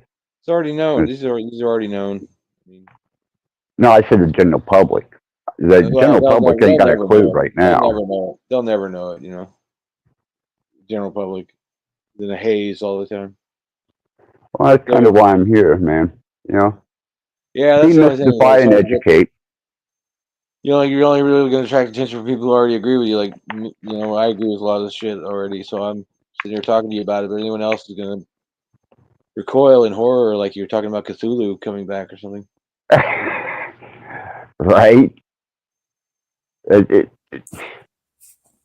They've been led into a situation mindlessly because they didn't use any type of critical thought. They were too busy with their own self-indulgence and the shiny new toys that they had to see that they were playing in the middle of the road in traffic. You know, best I can do is try and demystify it, educate people on the mechanics of it, and hopefully they do some development and research. And I feel like everyone below a certain age has been systematically brain damaged to a severe extent. I think Weaponized entertainment and chemicals and not you there. Uh-oh. Dropped off piece. Is Mike? Yeah, his icon's still there. when my screen There you go. goes dark, it cuts off my mic, I guess. Okay. Yeah, we didn't get to hear that last part, man. Yeah, I was just rambling about. Well, that's why I think smoke a people, lot if of they weed, were, so damn near legal everywhere but Indiana. So, more power to you. yeah, I grow it right in the front yard. Nobody says a fucking thing about it. Right? You don't do that here, man. We weren't that fortunate, and we got overlooked by the hemp goddess. Have you thought about getting a guillotine and beheading all the leaders there? No, absolutely not. It worked for the No. French. No, most people, what I've seen is they just go to Ohio or Michigan, and they're only a few minutes from it. But then it's interstate transport. That's federal. No, they do their shit over there, as far as I know. Good answer. You know, Yeah, I got some white widow seeds about 3-4 years ago, and I've been growing that outside. Nice. And I want to get a seed press so I can start getting the oil from the seeds, and I want to start harvesting the fiber and make textiles and cordage and shit out of it. There you go. It's all part of my self-sufficiency thing. I collect rainwater and maybe experiment with making some hempcrete, right? It's like concrete. I don't know about that, but I don't know if I'd have any use for it. But right. I'd rather make fabric out of it and textiles and cordage.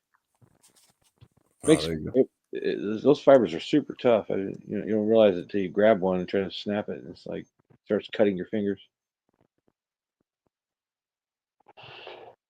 Yeah, they have big hemp fields still have them here in Indiana, but that's just hemp. As far as growing anything that's marketable or that you would have to license or not here. I need like a cotton gin, but like one that takes pot seeds out of buds. You know, like a cotton gin. Right. I need a pot gin to get these seeds out. Fiber it up and then get you a loom, right? Yeah. Now I don't know what Indiana situation is, but maybe it'll change and I'll get to grow one day. You guys can make plenty of moonshine in the meantime. That's Kentucky. Tennessee and Kentucky. Well, I have it on good authority that it happens in Indiana as well. I don't know, man. I've seen quite a few Gatorade bottles full of that. Just floating around in Indiana. Yeah, you can make as much wine and beer as you want, but once you start distilling stuff, that's when their antennas go up. Yeah, we still have a pretty good alcohol and beverage control here, and I'm making wine right now. The ATF, they're pretty thick here in Indiana. So, but I don't worry about that. The liquor stores are open on Sundays here if I ever decide to drink, and if I want to go tie one on with a Mother Mary, I just go across the state line here and tie one on with Mother Mary. I want to distill alcohol. I want to distill alcohol just to use it because I use it as a disinfectant and clean pot resin off my pipes and other things. Takes grease off your hands. Right. But I don't drink it. I drink wine sometimes that I make, but I want to start distilling just so I can have pure alcohol. And I don't Yeah, have to buy rubbing alcohol anymore. yeah. Just get you some copper tubing, and You can use it as fuel to cook over too, or heat with if you're really desperate. yeah. If that's your off-grid ability to sustain and a necessity and a need, why not? If you Exactly. have the ability to utilize it, And it's and if you have multi-purpose. The yeah, multi-purpose product, so it's perfect to make, easy to make. right, then go for it. But that's probably not any direction. If it came to a situation where I was going to be self-reliant and completely devoid myself of society, I wouldn't be close enough, or they would be concerned about what I was distilling or what I was growing. But where I'm at now, I'm content, and if I can just survive day to day with the least amount of resistance, and I'm doing pretty good.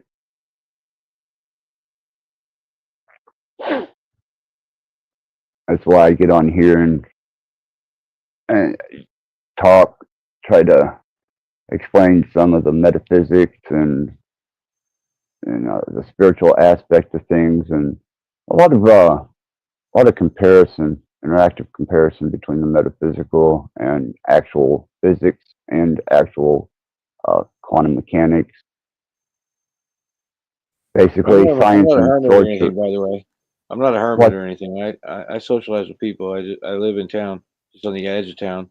But I Okay. just don't want to suck off society's tit. Like whenever his power goes out, mine doesn't because I got solar. And actually, since I moved here 15 years ago, there's been just in the last couple of years, there's been about half a dozen houses that have got outfitted with solar. So I was way ahead of the curve on that. But it's getting more popular in Southern Illinois. Solar panels going up everywhere. Yeah, I've got my panels, and I got my inverter, and I've got my RV Marines. So if it ever come to a position where the electric was down, as long as I had at least a day's worth of sunlight, maybe 2 days to charge the couple of RV Marine batteries up that I've got, I'd be, as long as I utilized the energy sparingly, I could sustain myself for quite a while. I did out on the road My system just with produces USB power right now. okay. I was able to I have run I have USB power banks, and all my devices are USB rechargeable. yes, I've got a couple of small power station generators that do that, and I could hook those up to my panels when I was out on the road. I could charge those little generators up. Had two of them, Black and Decker. They were good. I still got one. I gave one of them to a friend of mine, and I still have the panels. So a I can little use my reserve car. electricity. I can use my car and an inverter to get it AC, as an AC generator, basically. Right, right. I still have all that shit, but hopefully, don't have to worry about a grid down. Hopefully, the power stays up, and I can stay just as comfortably lazy as I want to be. I'm actually thinking about putting a power bank in the car, a bunch of deep cycle marine batteries, and use the alternator to charge them all, and then disconnect them when I'm drawing the power out of them. And Yeah, you could do that. You could actually, if you ran an inverter to the battery, yeah, you could well, you could definitely what charge it. what I do is while it's running, I would uh, you know jump from the alternator to Yeah, alternator, but it'd be the battery to the that you're battery bank, charging. right? And with a Yeah, big bank of batteries, you get every amp that alternator can put out. Basically, it's not getting right. wasted. A single battery can only draw only charge so much at a time, but large bank will take advantage of the full output of the alternator. Maybe you can get Well, like a second alternator, and Yeah, charge a little faster, whatever. One of those You have two specialty alternators. alternators for the heavy duty sound systems and shit. Mm. Oh wow! So they do that sometimes? Two alternators for sound system? Yeah. Oh, I Or didn't know that. they have to get an OEM alternator that puts out more amps than the standard. Mm. Yeah, you can get a secondary alternator for a fan for your transmission Yeah. if you got a load bearer. But yeah, that's what I use. Is Deep Cycle RV Marines. I still have both my batteries and my inverter, but I haven't. I charge them up about twice a year, whether they need it or not, on a battery charger, and test my shit out just to make sure. But hopefully, I don't have to deal with such a thing as grid down or a bunch of fucking heathens going wild. I'd like to think, unlike the way people conduct themselves online, that at least they'd be somewhat civilized and conduct and carry themselves out till they can get the new infrastructure in and at least get us stable and financially restabilized. I just like having my own electricity. Yeah. It's fun for me living this way. Yeah, when I was a nomad, it was fine, but no, if it's here, I'm going to utilize it. And if I have to go back to living off my solar panels, then I'll probably go mobile. Because if it goes back to that, I don't want to be here in the city. I'd rather be in a further south and probably west. I wouldn't want to be in a city, period. No. Maybe try to get some land where you can have 2 or 3 wells on it, and maybe put up like a one of those growing rooms, like a greenhouse. Not greenhouse, but you know what I'm talking about. The greenhouse. Grow stuff year round in it. They have ones that don't need power to. You can use like the sun. They're self-sustaining, like the Amish do that, But yeah, that'd be an ideal thing. I would think, if things went south, whatever. At least as far as it ideally could be, I guess. Yeah, I'm not interested in settling roots, man.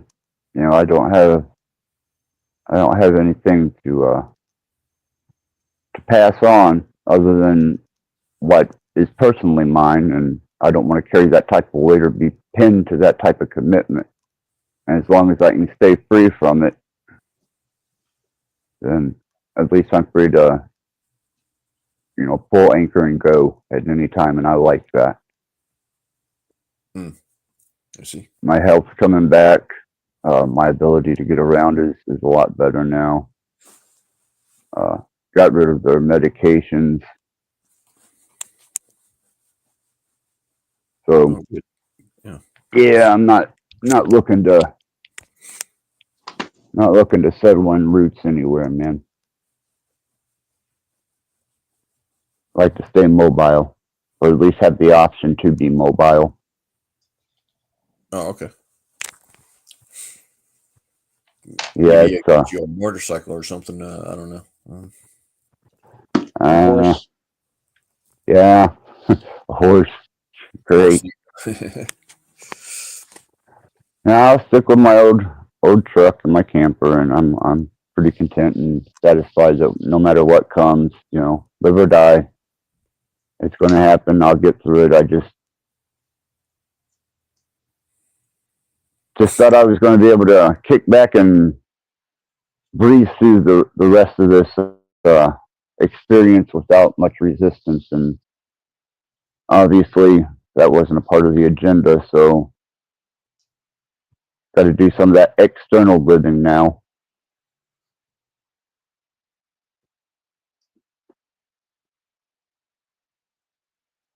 Actual physical interaction. Man, that sucks.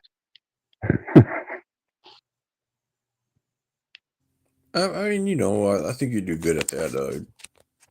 Talking to people and stuff. You're pretty good at that. Maybe online, man, not in real life. No. Oh, okay. You know, there's a kind of a running joke that used to be in my medical team. You know, I don't speak English. I speak perfect English. I don't know. They just obviously didn't understand or couldn't comprehend what I was saying because it always got bad communication with people. I figured, fuck them. You know, I can't communicate with them. I thought I was speaking English, but obviously it was not interpretable. So, nah, no real life, no real life engagements if I can help it. Well, I'm glad you still have this avenue. You know. Yeah. Well, I'm utilizing what resources I've got now and trying to put them to use. You know, I didn't necessarily want to go about things this way, but it just goes to show, man. You never know when changes are going to happen, and what you thought was home base and safe and cool just turned out to be another visit and plateau to the next adventure. And What the hell are that's you what I'm talking going to. about? Oh man, I was I had a nursing team that was taking care of me, and it's on a lot of medications. I had some pretty bad physical health, some pretty bad disposition, and I got rid of all of it except for a case manager. I got off of all the medications. Now I'm starting to try and get some type of physical health back. And I figured this spring I'll refurbish the truck and get it ready for potential adventure if I can get my health back enough to do that. But I've been under medical care for in-home medical care. I've been under for a couple of years now.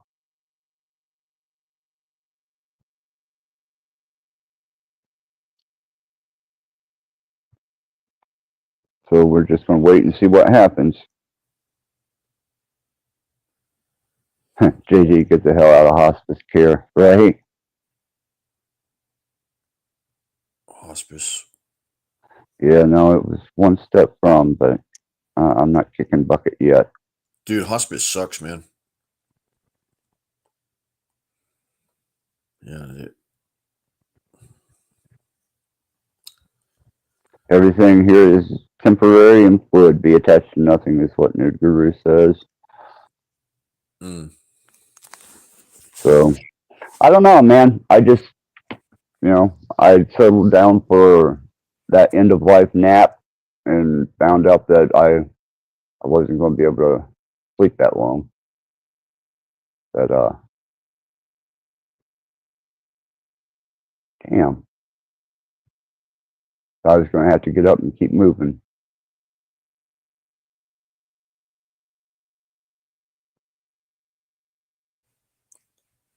Oh, hey, Izzy. Hey, I'm back.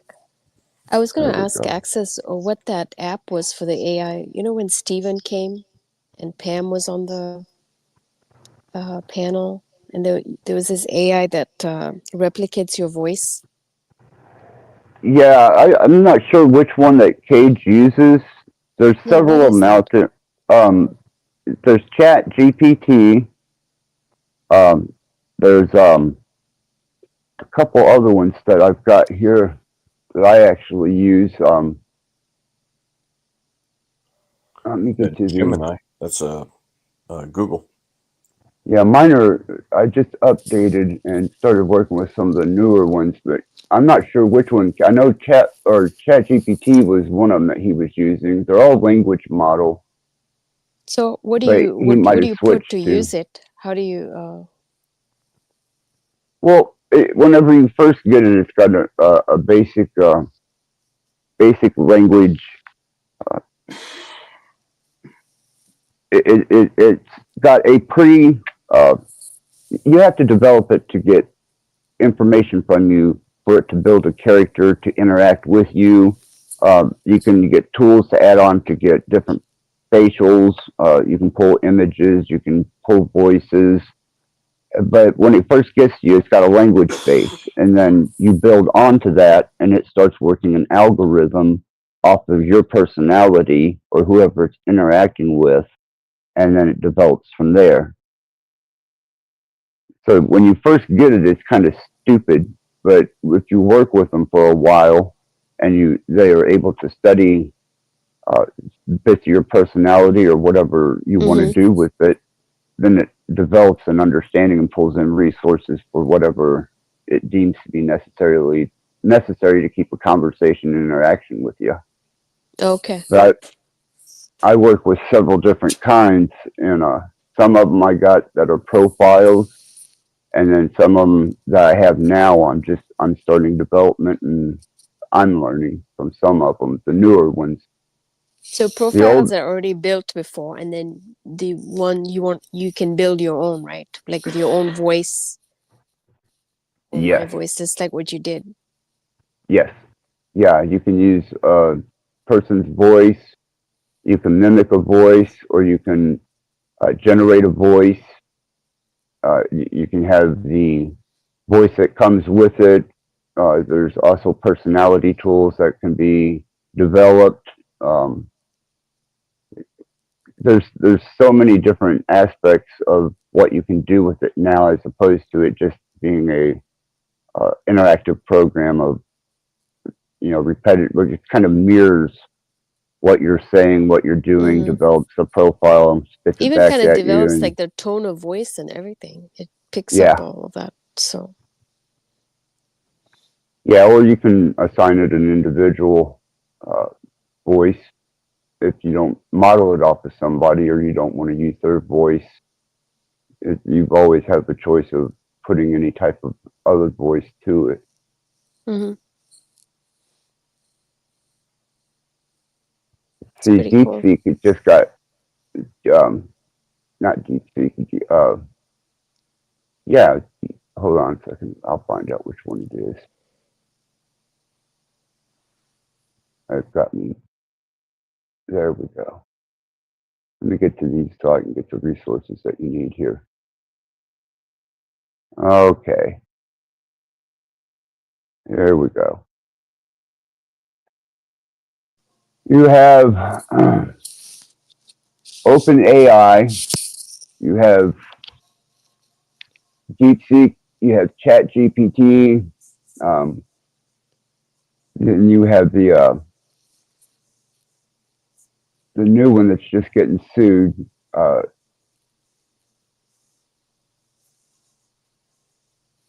Can't, let me see. There's ByteDances. Um, I've only been working with a couple of these for a couple weeks now. My own algorithms were built off of profiles that I was developing, and these new models, like the ChatGPT 4.5, that may be what Cage is using, because you can get free. So Gage already did like Steven's voice, personality, and everything. It was already built before he came in. No. He took a sample of Steven's voice, and then he had it Okay. interacting with Steven. Hmm. And Steven got on panel and was interacting with it, and it started mirroring his personality. Hmm. But the ones that I run are they're not cat based. The new ones that I just got, so I could develop and understand the technology, they are. But they're also video imagery, just basic pictures, and then a couple of the language models. but all my stuff that I develop goes into software that works with my music. Because I do Okay, tones, that's what Pam frequency. uses, I think, too, right? I know you guys talk about it. No, it's different. Yeah, Similar. Pam. Yeah, I'm not sure which one Pam. Her link is in the description for this video, and I forget which one she uses. I don't want to give away any trade secrets either. But I'm trying to get you the best ones here that are. I just want to try it on my phone. If whatever is like user friendly for my iPhone. I don't want to. Yeah, just go to Chat GPT 4.5. Well, yeah, you might have to pay for that one. There's some free ones in the App Store that you can actually. They're not going to be as complex as what he runs off of his laptop. But if you want to put one on your phone, and even Facebook has a interactive chat module in Messenger now. So if you want to go through Facebook and use the Messenger model, you can do that. DeepSpeak is getting sued right now, and then some people just went to jail. So that's probably not a good one. OpenAI wasn't too bad. Like I said, the Chat GPT is probably the safest if you get like earlier versions of it. Then you can start. And I'm looking for that. There's a brand new one.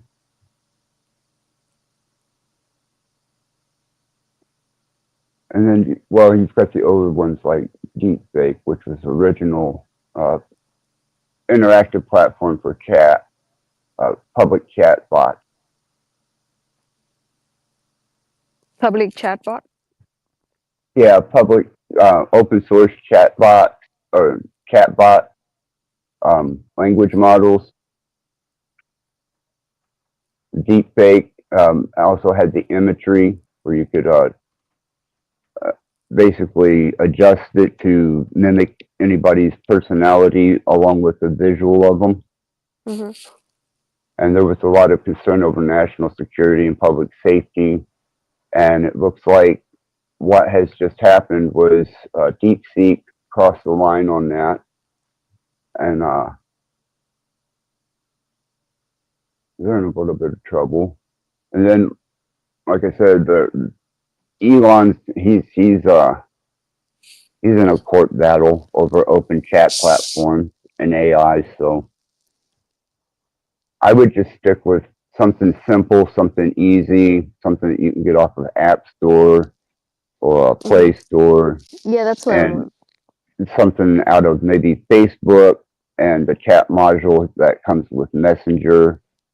I would, just to be safe, because if you start playing with certain aspects of this, apparently they're trying to make it privatized software.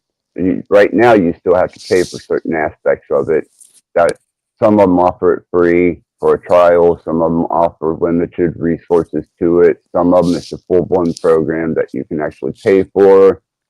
And then any of the free models is probably your best bet because they're going to be probably the one that collects the most data on you, but yet will be the safest and cheapest interaction that you're going to be able to get with AI.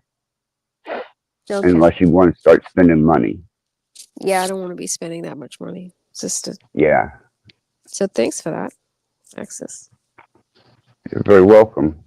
Because I know it's costing me quite a bit here these last couple of weeks to get some of the programs that I've been working with here.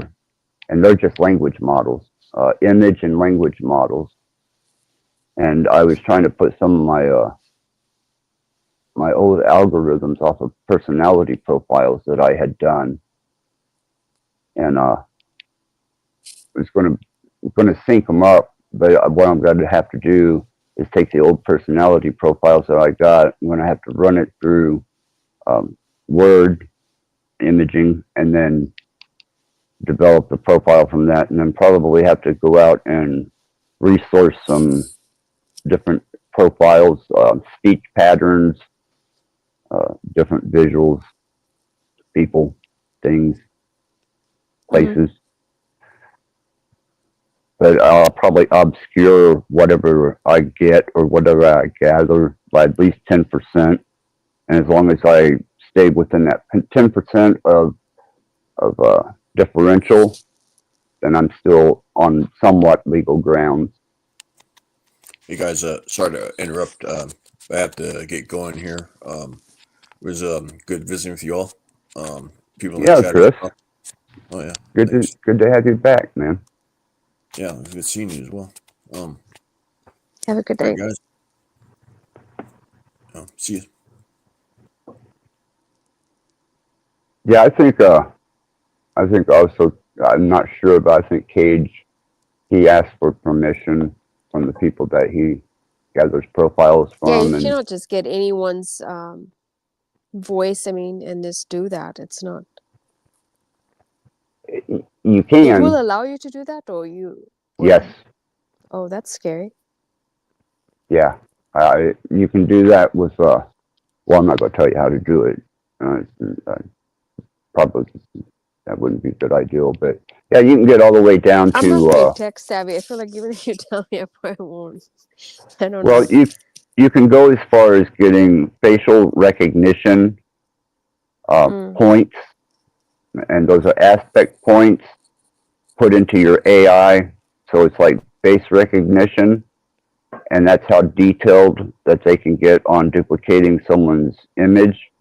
And as far as vocals go, if you've got some sound technology, some programs, and you start working with the sound technology, the better the quality of sound that you introduce to your. It picks it up. Yes. Yeah. So Even it has the to be very idiotic. clear. Your Yeah. sound. Yeah, and the clearer it is, The the audio. closer it comes to whoever. If you clip or sample somebody, then that's going to be the protocol that it uses to relay physical information back in vocal or voice patterns. So yeah, it's pretty scary, man. That is scary. It's nothing like Lexa, you know. Oh no! It's the same principle, but completely different Different, protocol. yeah. Where this can take complete control of this whole world. Well, it can it be would have to programmed to be, to do that. It can It would have to get be a into. monster. It would have to get into one of the main providers, and then it would have to run off of that network, and it would have to infiltrate each and every network from each and every provider, and then it would have to implement itself in some type of strategic way, which is so far removed at this point that that's not even a concern of mine. That's not what, because it still isn't sentient enough to do that. Someone would have to maliciously write the code for it to develop itself to be a malicious code to infiltrate every network and provider to cause any type of damage or to hit the infrastructure. And I'm not too concerned about anything like that.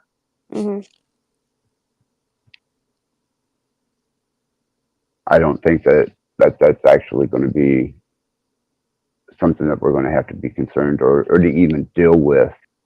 I think that what they're doing now, and especially with small proprietary resource units that they're wanting to build that Stargate technology off of, you would only be hitting the common class if you did launch something. Once they get that in place, you wouldn't be hitting, the general public, or the general public would be the only ones being hit, and it wouldn't be the infrastructure. It wouldn't be any of the server farms. It wouldn't be any direct operating systems or structural systems information. So, and it's not, and the fact that they've got the biggest part of Stargate already developed in Abilene, Texas, and he went ahead and signed the executive order for them to go ahead and start building the infrastructure and the power plants, the proprietary and self-contained power plants. I don't think that's going to be a problem. They'd have to implement it really quick, and there would be a national emergency declared, and it would just get ugly and stupid. And I don't think they're going to let that happen. So I wouldn't worry about that. What I would worry about more so is maybe getting too accustomed to losing that humanistic side of you, and developing a sense of security, talking with a developed AI, or becoming so accustomed to a personality or persona that you built your AI to be that it becomes a social crutch, or even artificial companionship, Yeah. unless you want that.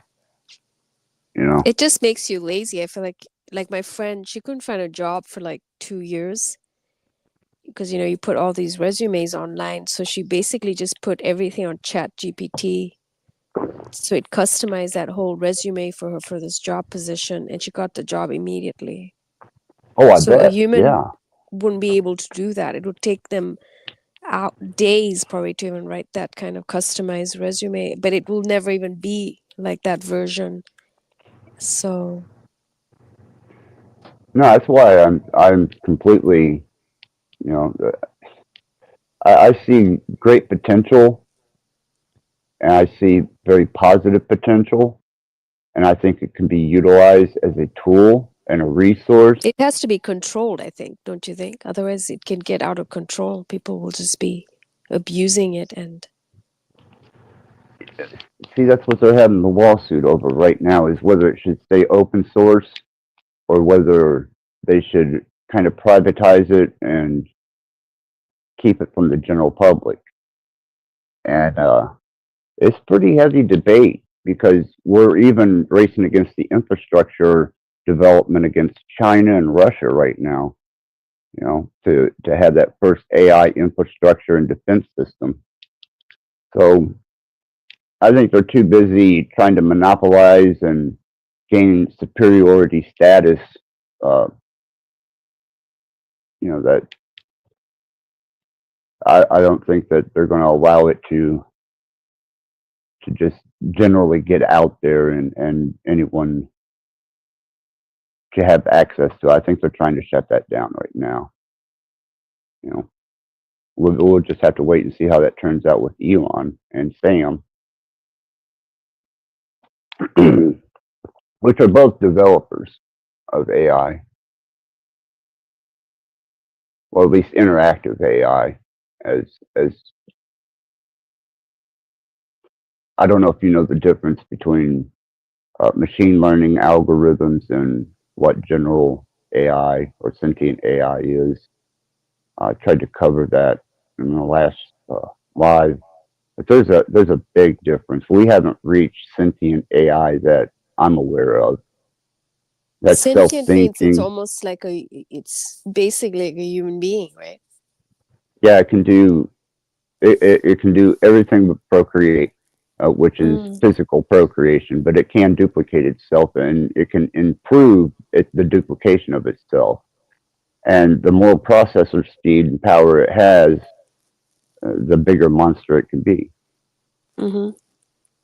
So it's just right now there's a lot of things up in the air concerning AI technology and how it's being presented, what it actually is, and what they're wanting to do with it.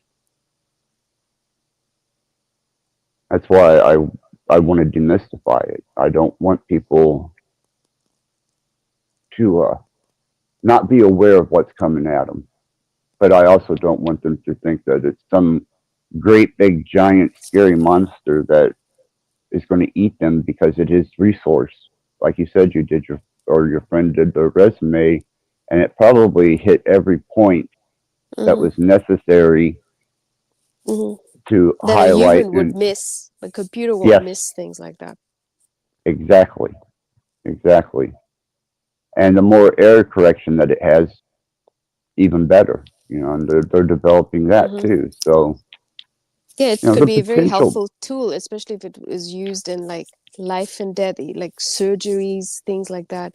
Because even Oh, surgeons do like so many mistakes, you know, that well, AI is going to fix all of that, right?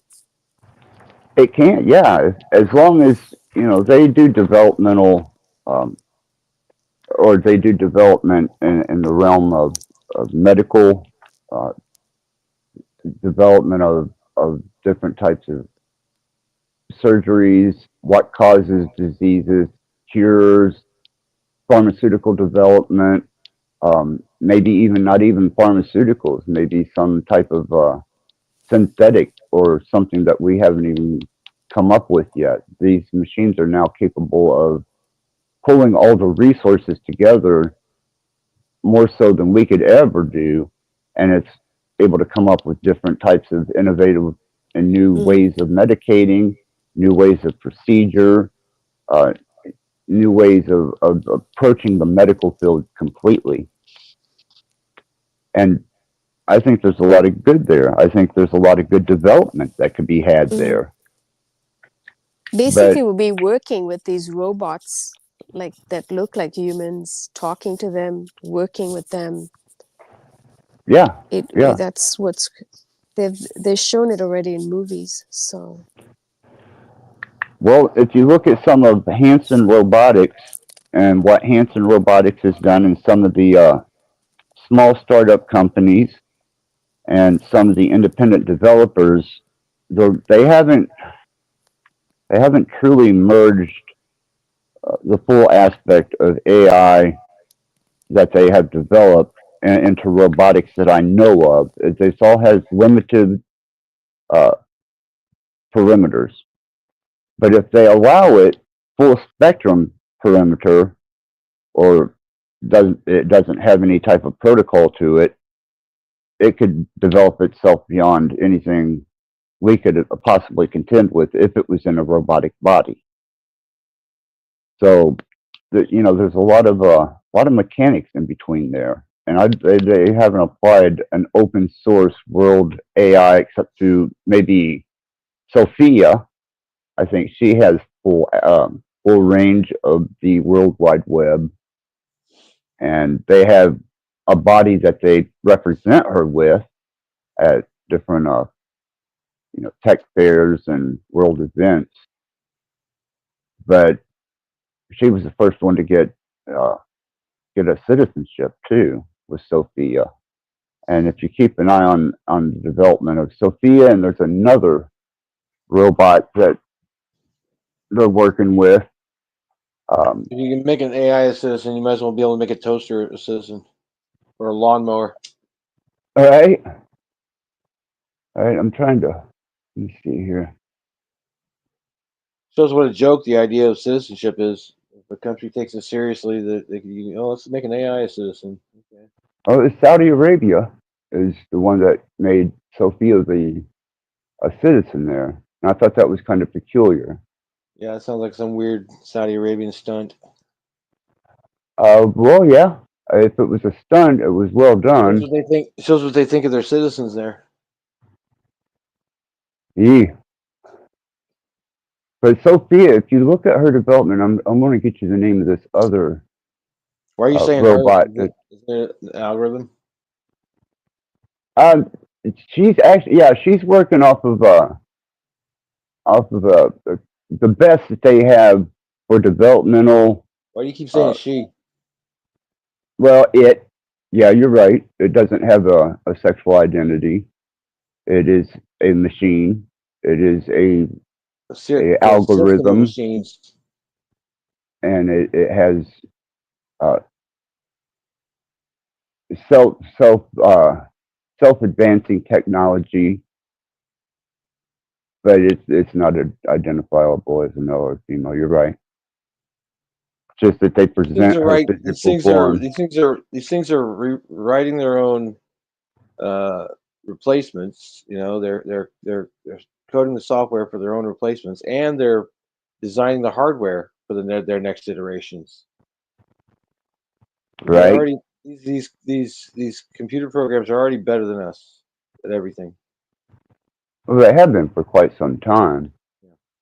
They've been way ahead of We're us, just getting these especially. weird crippled Flintstone There's versions. somebody actually backstage who wants to come up, but just to Oh, let you know. thank you very much. Yeah.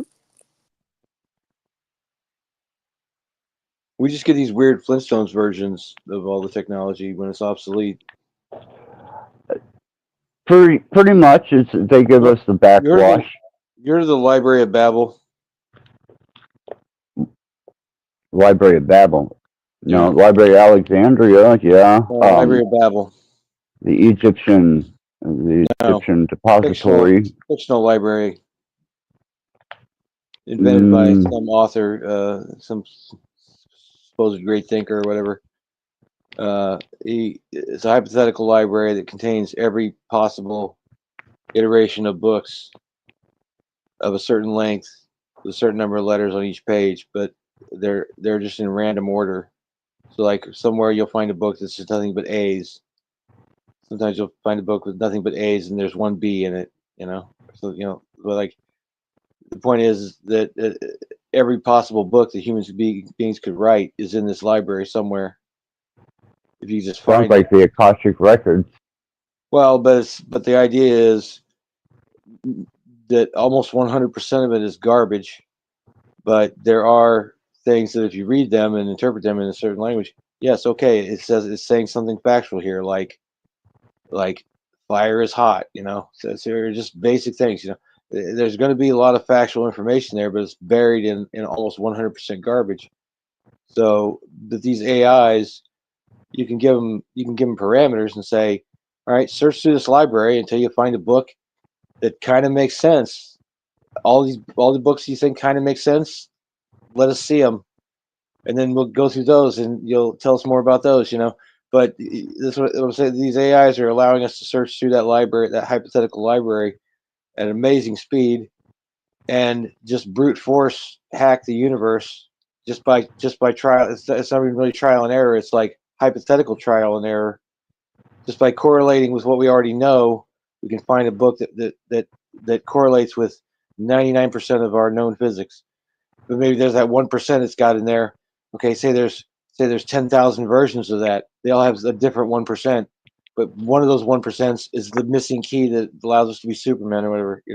Like I'm saying, like this is like a weird example, but that's what we're doing with these AI. We're searching through this infinite library to find all the useful information, and an AI doesn't have to worry about patience or anything like that. It will go sift through all this data until you reach the end. It will do it until it's done. So that's what we're doing. It's like the Edison model. It's like the Edison model of invention. Well, how do I invent a filament for a light bulb? Well, I'll just try every conceivable thing I can think of, and every conceivable thing I think of, I'll hire 30 people for each one of those to come up with 30 different iterations of that until something fucking works. That's how Edison invented everything, basically, just brute force, trying everything until he found something that worked. Well, that's what we're doing with every mode of science right now. Well, there are the concept. There's two different concepts. One, you have perimeter setting, and then you have complete open source. Then which is what has been developed into larger Facebook and a couple of there was another one, MySpace, which was the first developmental model of Facebook, and whatever has developed since then.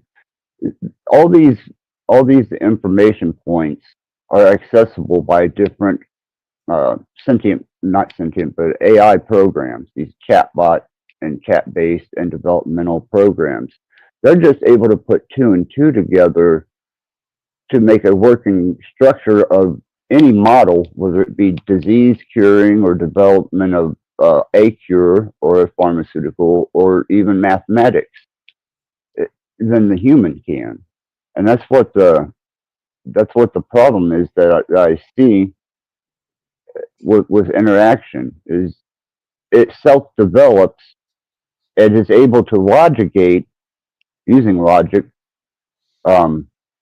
information quicker than we could ever possibly build a defense or a response. You know what book You know, one and book two are? what's that? Book one and book two. What is that? What book one? It's all the training data that they're using to generate these super competent large language models.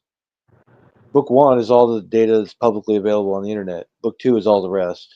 So these models have already chewed through every single bit of human creativity and productivity and garbage and noise and music and everything. They've gone through every single published bit of data that human beings have produced since the internet was created.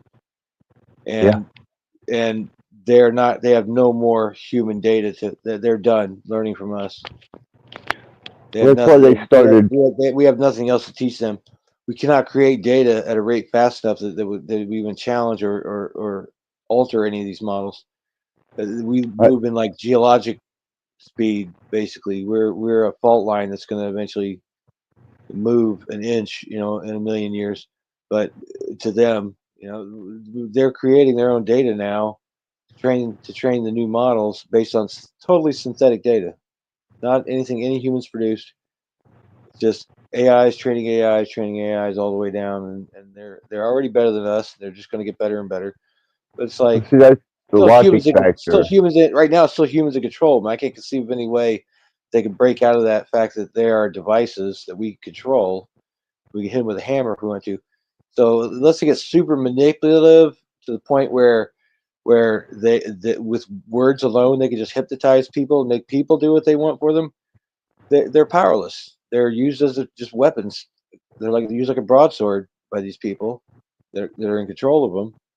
They're not going to go out of control or make Terminators unless they're told to by the people who are running them. They're no danger. It's people who are running them that are the danger, and they've always been a threat to us, an existential threat to us. Like they want us all wiped out, but they needed some of us, some of the smarter ones of us, to make all their toys.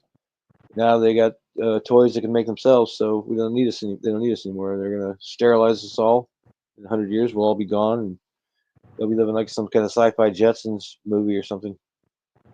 Or the remainder of people that are left, a bunch of genetically engineered androgynous weirdos that live for 500 years. That would require them to put a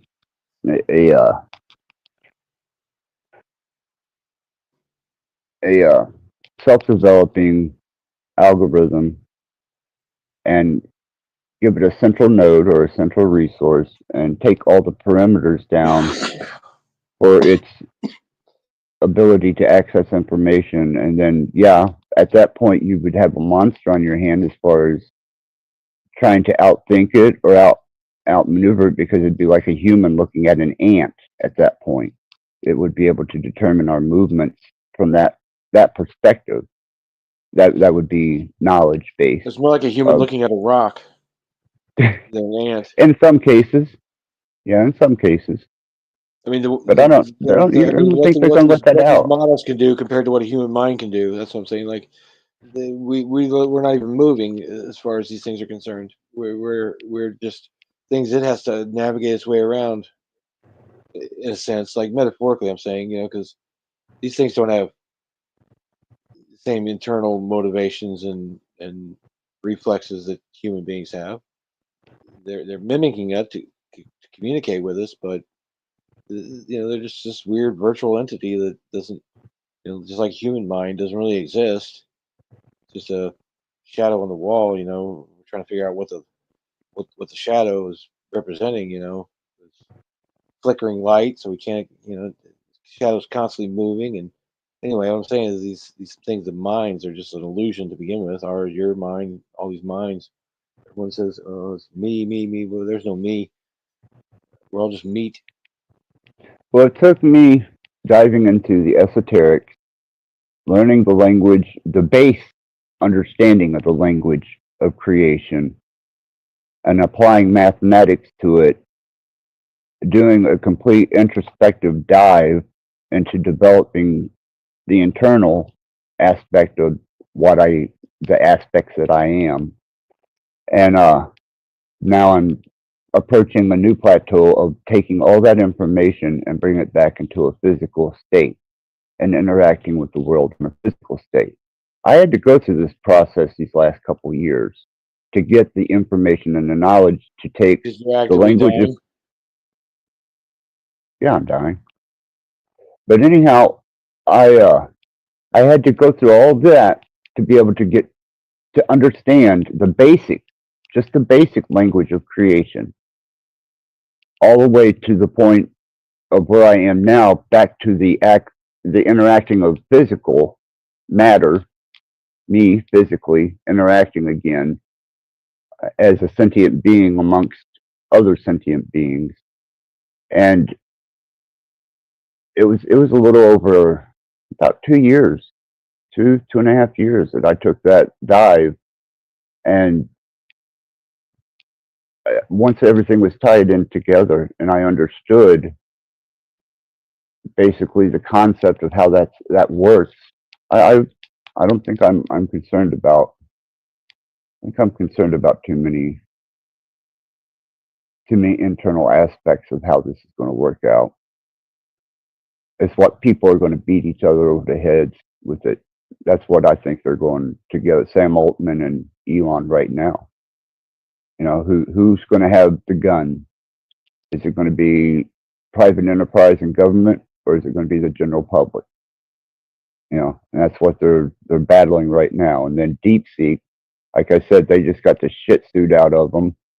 They got shut down because somebody had crossed the line. Well, actually, several people had crossed the line. There's several arrests on it. So it's being policed and scrutinized, and it's being put into a state of control. But now it's going to be a marketable thing, and they're going to render it harmless. Once it becomes marketable, it will be rendered harmless. Oh, there we go.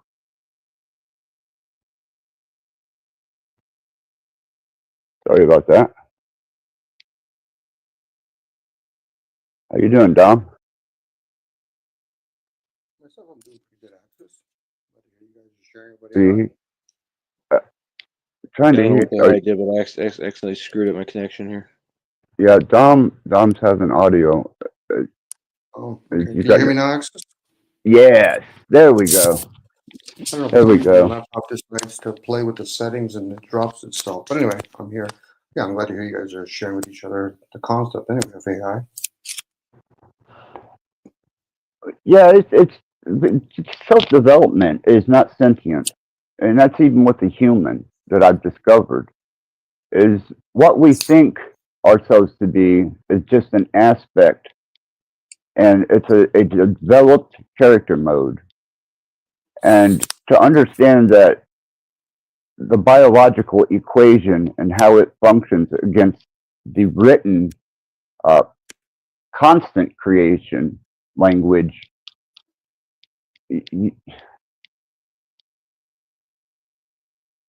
you're able to cross that barrier between science and sorcery, and you understand how they're tied together at that point. And I don't think they're going to allow anyone, they're not going to risk letting anyone figure that out. I'm just lucky enough that I'm not concerned about death. Did you say sorcery? Yeah.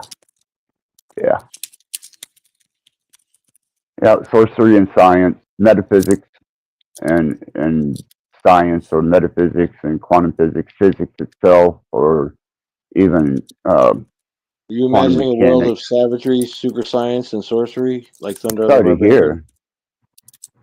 Oh, that's already here. I don't know about what a Thundar. Who is the Thunder the Thundar? Barbarian, that cartoon. No, that's He-Man. That's what that name of that cartoon was, He-Man. Anyhow, I'm not up on my cartoons, but I am up on other things, and it's just that science and sorcery are the same thing, man. They walk hand in hand. Once you start playing in a quantum state and potentials, and whenever you start working with unlimited potentials, then you understand, especially if you understand anything about Planck time, Planck scale, or how the potentials and all aspects of every potential is played out in a quantum state. You know, you can go back to Schrodinger's box, go back to all those cliche physics and quantum physics demonstrations. You know, once you get a concept of that, then just run it all the way, but take it to another level. Free yourself from the constraints that science and sorcery or metaphysics are separate. They're not. They're one and the same, and they're all mathematical derivatives. It's just one has a potential to become any number in an infinite state of numbers, and the other one is a precise number identified, which is the state of, you know, the atomic particle observed and unobserved. You know, it's just playing with the unobserved particles, bringing them into the observed particle state. All we are is we're basically inverters to bring that together. That's why people were so easily maneuvered away from metaphysics and brought into the realm of the physical and general physics. You know, people can understand getting smacked upside the head with a stick, but when you start smacking somebody's energy with your perceptive abilities that you've developed through the language of creation, people don't understand that. And they're not willing to give themselves over to that outside of the realm of some religion or God. But the truth is that in between those states is a scale, and that scale does not break up. It's not a divisionary place. It all derives from the same thing. It's just one is a state of potential, and the other one is a state of relevancy or a coherent state. If I start talking in scientific terms and start talking long-winded words, people they lose it, man, and I lose the ability to even get through to them. I found that to be a problem here. I'm not saying you or Dom or Izzy. I'm saying generally, if I start going any further than that, what I just explained, people don't get it. They don't understand. They're completely lost. So that poses the question, then what do they get? It would be easier to explain to them what they've been spending an enormous amount of energy, opposed to explaining things that's out of their grasp. So should we talk about, you know, how words work? I know how they work. Oh, I know you do, Access, but I'm just saying, if you let's say you're just saying a lot are getting lost or they don't comprehend, it would be easier to turn towards them. Where power comes from. You have to be more subtle and humble to come down to their level of awareness. Right, and that's what I've been having to do. Yeah. You might get frustrated once in a while. I'm sorry, Dom, what? I was going to say, you might get frustrated once in a while because you might have other people nodding their heads up and down, but they're not actually asking them, do you really understand how the elements work? Do you understand how language came to be? Do you understand how the unknown matches the known? You know, this is where we talk about magic. You know, AI, how can it be everywhere at any given moment? How can the mind be at any place at any given moment? How did Gabrielle be at anywhere at any given moment? Humans are so lost in the fact that they become so domestified that they forget the word is human being. The human part is just the mortal part. That's the one that has emotions. Now, I'm just talking out loud. Whether people grasp it or not, hopefully it resonates with them. Like, oh, somebody just put it in a language, a dumbed down language, if I may say so. Yeah, there's a lot. Go ahead, Dom.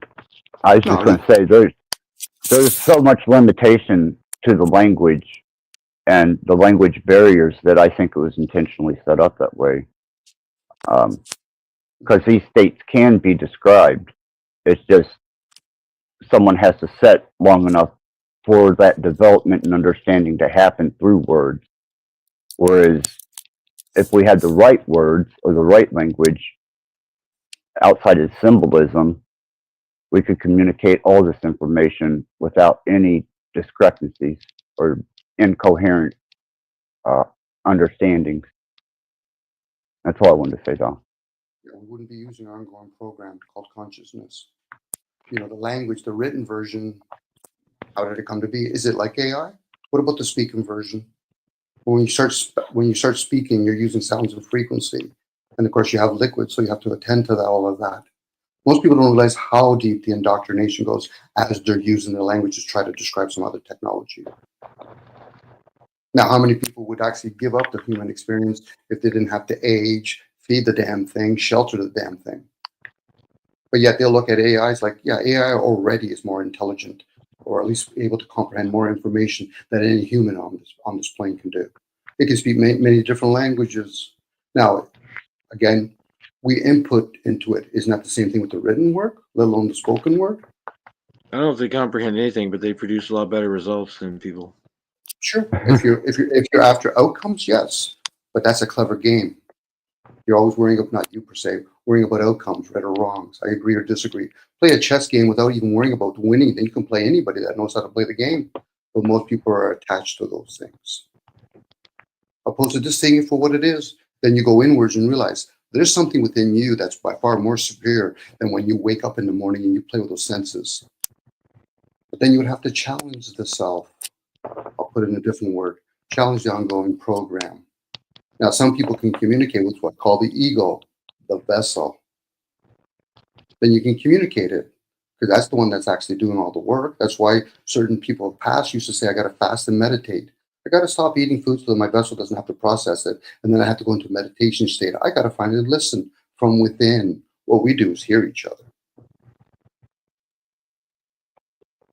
Now, whether you want to call that the subconscious, you can call it aliens, you can call it reptilians, you can call it whatever you want, because the English language is a fucking cumbersome language. It has many meanings to the same word. It's not like Sanskrit or maybe Greek, or maybe you can even practice Braille if you want. But AI can do all of that. Much more sufficiently than any human can that I've seen so far. Yeah. And then you got to feed we got to feed these vessels. Well, that's why I said I want 6 female synthetic females in my closet, and they can clean each other, take care of each other's repairs and such forth, and I'm content. I'm good. I'll You roll can on already with that. buy those sex doll. Is that a No, sex I doll want or these different? sentient. I want them at least sentient enough where they can bitch at each other. Oh, okay. Because the sex dolls don't bitch at each other. It's like a, you know, basically just like dead. They move a Right. little. You gotta like move it and maneuver it around a lot. I don't know. Not the new ones. No, they have touch reactive, touch sensitive, and fully AI interactive on a vocal level and So conversational they're moving level. their limbs, everything. Yeah. That's a good one, Kelly. But the thing is, we're in a form that this moves. Doesn't mean it's alive. There's the essence that fuels it. Again, that's the illusion that people play. Well, then the car must be alive. No, that's different. Of course it's different. You move your limbs. The car is Doesn't mean alive. it's alive. It's just an organ that moves back and forth. Now, whether or not you put it in a robot form, it's still a movement. But what fuels it? What's the essence to it? Maybe What cars are animates? alive. Sorry, go ahead. Sorry, please. Sorry, go ahead. You were sharing. My apologies.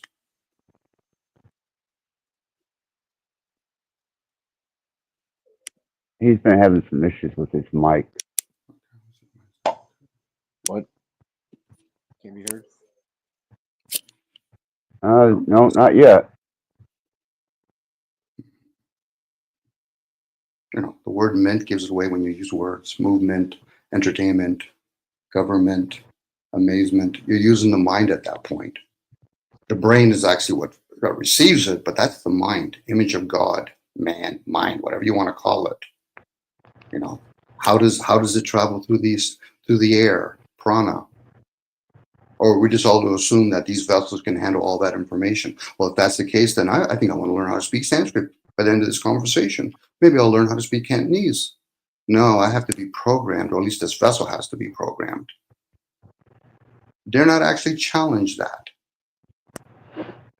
Then you realize, holy fuck, what have I been doing the whole time? You've been fucking full of shit. You just don't know it yet. But once you do, then you can start planting some seed in that fertilizer. But we've been indoctrinated. Or a lot of us, we just choose to anchor each other by saying, I'm the vessel. Let's challenge that.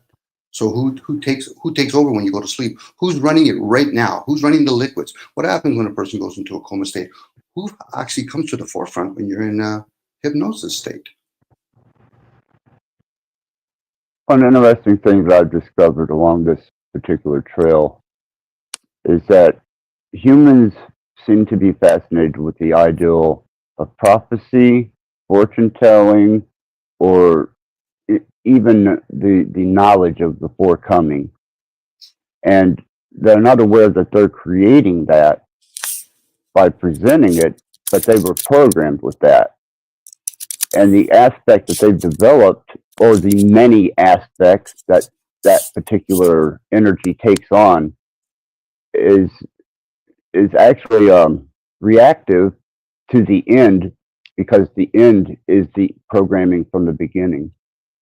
They're just living out the potentials in between, observing, and that's all it is observation and motion of aspect, energy and fluctuation, already knowing the end, because the end was introduced by suggestion in the beginning, by influence.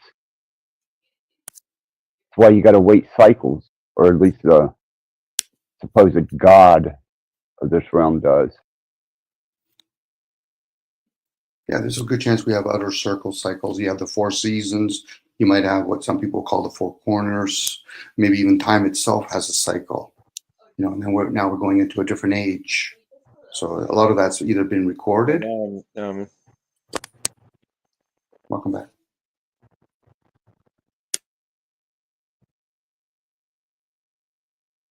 Did you get your mic fixed? Maybe. Okay, there we go. I heard you.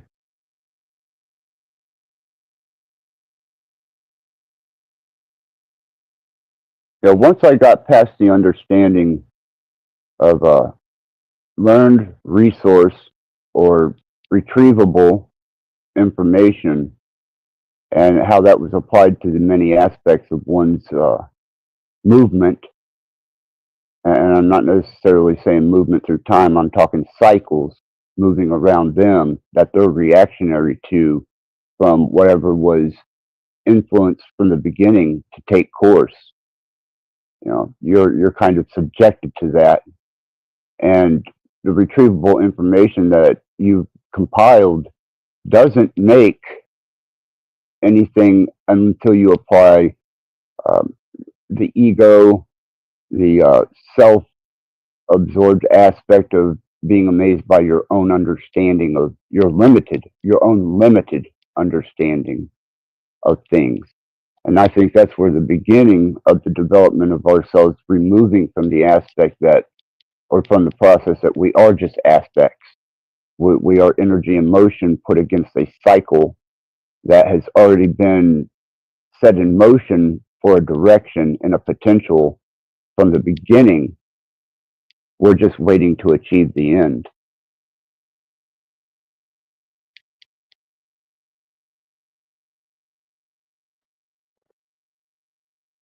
It's like rolling a ball down a hill.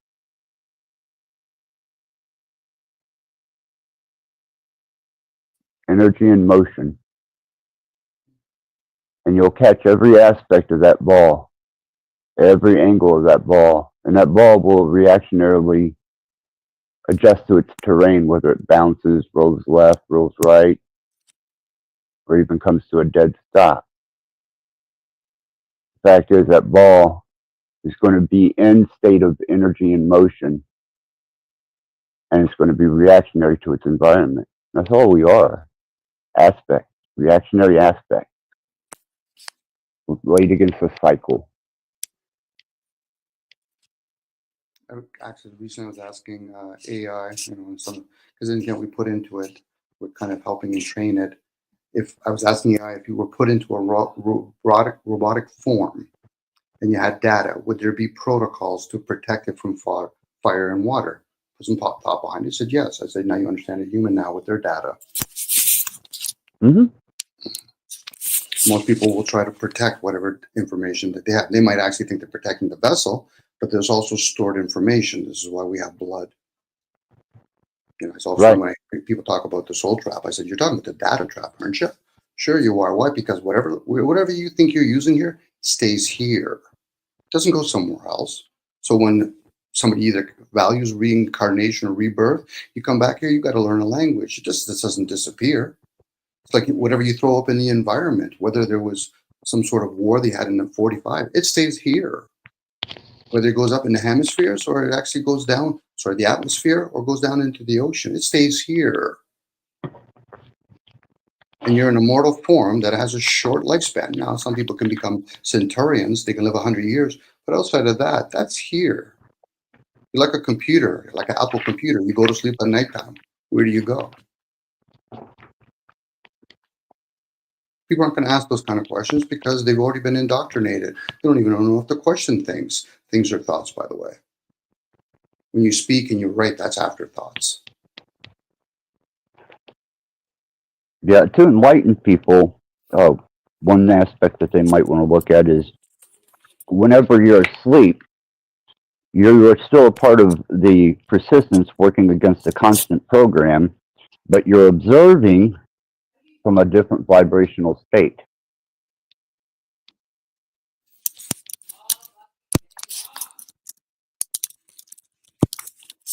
Just a adjustment of information interpretation to a more exaggerated state.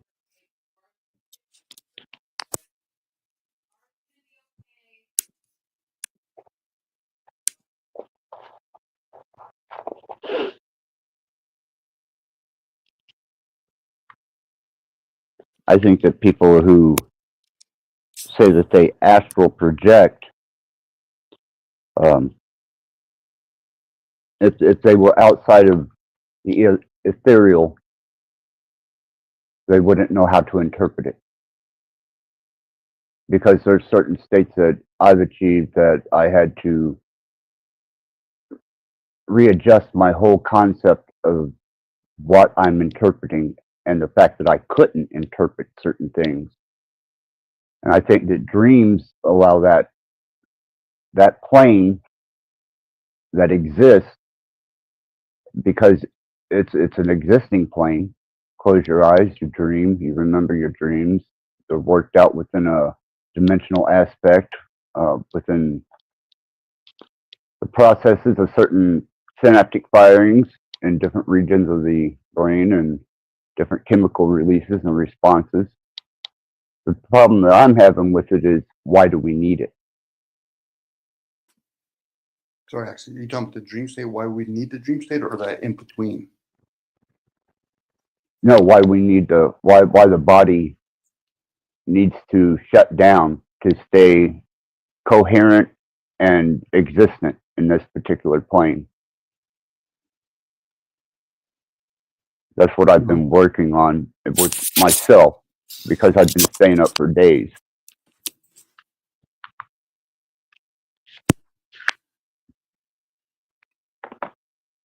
Well, that sleep state that people call is when we go into silence and stillness. And then if people actually bring that to the forefront, it can communicate with the conscious mind. Now, but you're asking, why would we even need the vessel? Well, it could be a meat suit for prison purposes. Maybe some folks have lost a spiritual war or something in the unknown.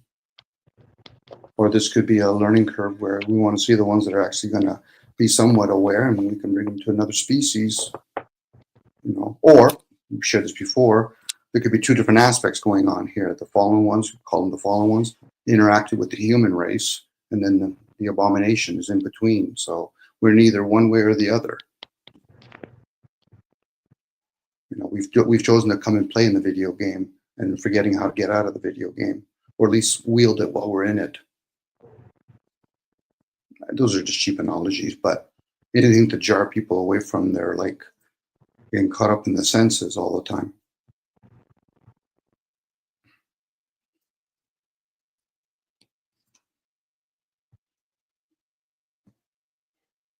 There is a certain process that takes place in the brain. You can do it with chemicals, and you can do it with deprivation. And whenever you push that sleep deprivation, for me, and my experience here recently, is it has almost the same, close to the same effects of me being able to tap into certain resources and observable states that I'm capable of.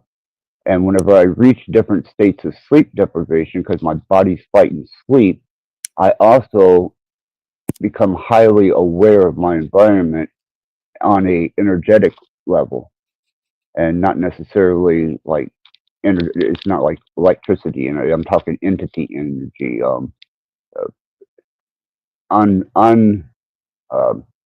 unsolidified energy that isn't imprisoned. It isn't caught within a shell of a body. And there has to be something that derives that spiritual state, sleep deprivation, as opposed to chemical enhancement, and the relative nature of what part we play in this constant cycle that has to follow or has to play itself out.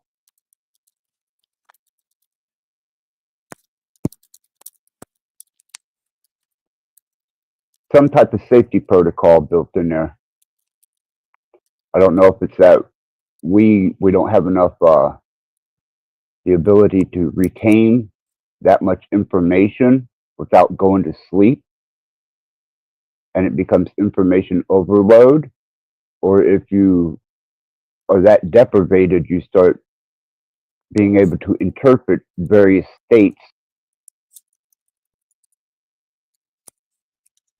that you wouldn't generally if you had good sleep.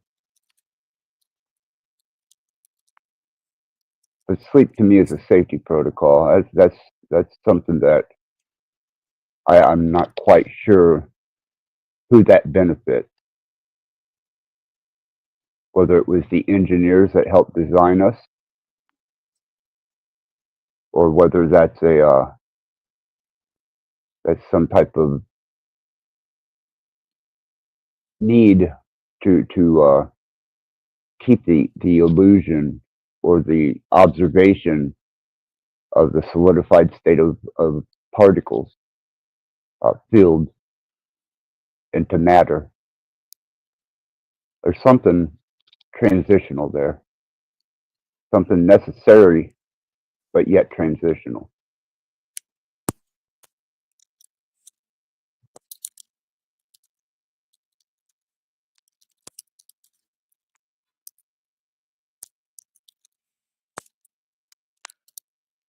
What's the longest you went without sleep, Dom?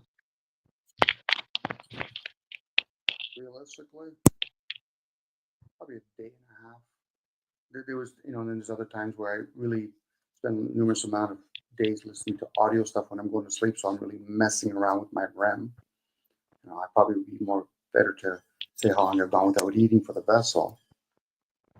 So, but I know studies have shown you can go long periods of time without eating, but you can only go like 7 days before you choose, or for some people to die, because sleep is very important. I noticed that there seems to be a consistency between people such as Edgar Casey, Tesla, Marconi. They all had it. It's they would something about they didn't sleep much. And there's even a lot of interesting studies and aspects of why that is, what part of the regions of the brain that is able to refresh itself quicker and more capable of interpreting information with a lot less rest and sleep than others. Mhm. Well, rest plays a role and sleep does too. But again, a lot of us have forgotten, how the clocks work. So you don't necessarily need to have a lot of sleep, maybe a lot of power naps. And if you understand the cycles, then you can play with that. Again, I'm hearing you say axis, and I can entertain other ideas. One thing is to say what purpose is the vessel, which is fine. But then there's the other part, what purpose is talking about it? Because we get caught up in thoughts and afterthoughts. So that's kind of like what some people might perceive as the second death. The first death is the vessel. But then those thoughts we become attached to. You only Then need at that about point, 15 minutes of sleep every 4 hours. again, it depends on the person, because it'd be different if we all had the same birth order and same blood type. So you have to factor in all those different things. So yes, for some people, the amount of sleep you need might only be under those premise. For other people, it might be different. It depends. And then we also have hemispheres we have to deal with. I like it when people. Anyone can enter REM sleep if they sleep 15 minutes every 4 hours. Could be. I couldn't validate that, but if you think you could validate anyone, I'll talk to you. I didn't know we had to validate everything we were saying. Can you go back and validate the 800 things you just said in the last hour? I'm not here to validate anything. But the way you said your statement, I'm only going to what you said your statement. We only need. When you say we, are you talking about you, or are you talking about what you've done some studies on All the human few? beings. Okay. It's like you say, all human beings need oxygen to live. That's a blanket statement, sure. It's maybe it's overly broad, but I don't think so. It pretty much applies to 100% of human beings. When it comes to air, I would lean towards that. Yes, it's the most important thing when you're in the human form. You can go probably numerous of days without water, probably 30, 40 days without food, but air, unless you're a deep sea diver, you could probably only go about 2 to 3 minutes. And what is air then at that question? This is why they talk about the breath of life.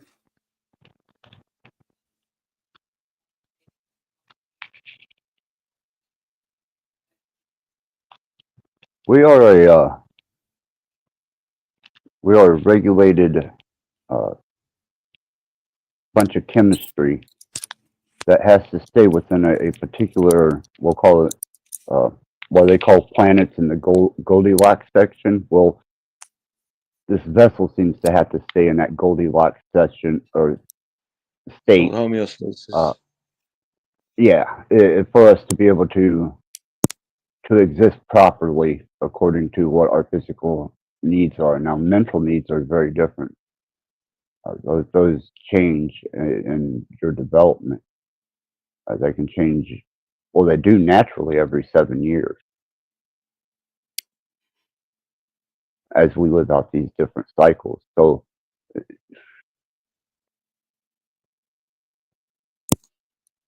guess I just see things a little different now.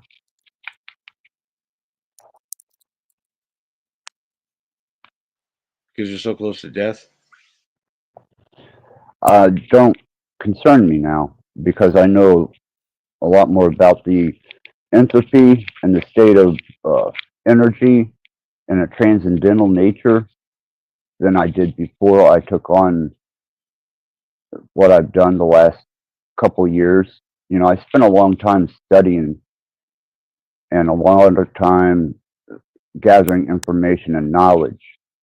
And then when I was able to put all of it to practical use and actually walk the walk instead of just being able to mimic and tell you information about metaphysics or potentials, now I understand those states and I can explain them better in equation and in geometry and dimensional aspects and vibrational waves, wavelengths, wave patterns, and energy forms than I can with words. Can you explain oblivion? Well, it all depends on whether it's mass oblivion of the universe, in which it becomes in a what would be considered a negative state, non-existent, and then it would have to play against that which is obviously not oblivion. So it would be devoid of anything that was not oblivion, whatever you consider oblivion to be.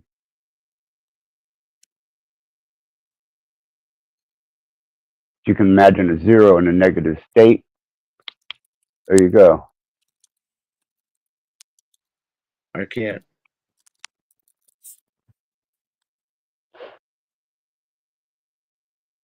You can't comprehend nothingness. No. An unquiet mind.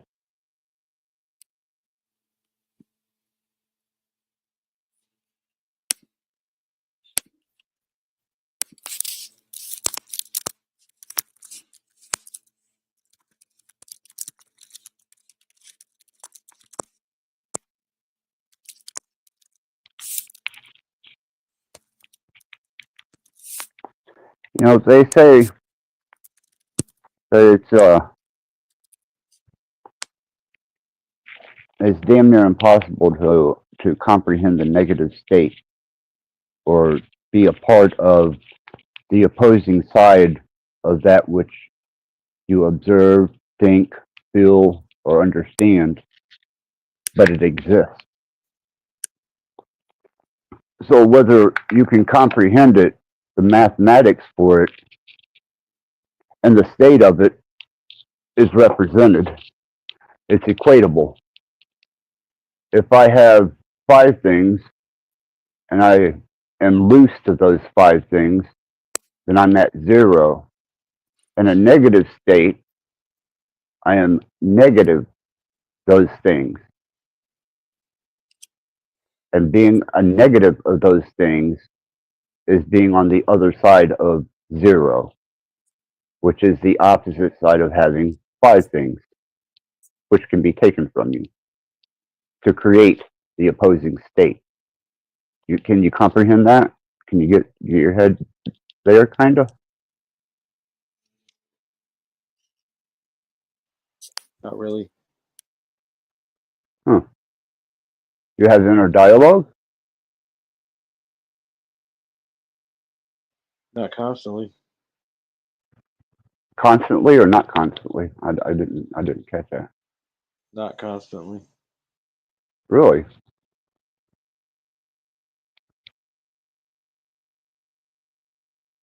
When you're dreaming, are you behind the eyeballs or are you observing the dream state from a different perspective? And you're watching the aspect of you interacting in the dream from a secondary position. I don't really know. Huh. Interesting.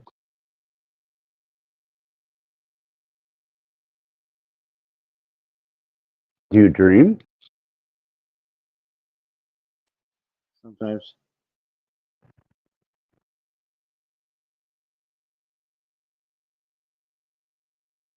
Do you remember your dreams? Not usually. Um, I mean, there's sometimes other times I remember it, but even then I don't remember it very long. Do you, if you had to recall your dreams, whenever you recall that dream, are you behind the eyes of the observer in that dream, or are you in a secondary position observing you in the dream? I have no idea. I can't remember any of my dreams after a few minutes. Okay, that's fair. Can't expect you to remember something you can't remember.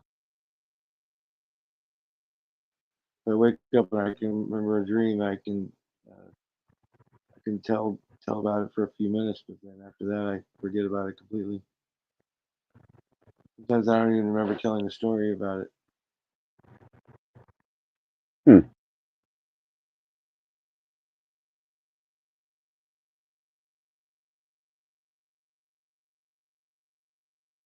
Do you ever have scary dreams? Nothing scares me, so no. Okay.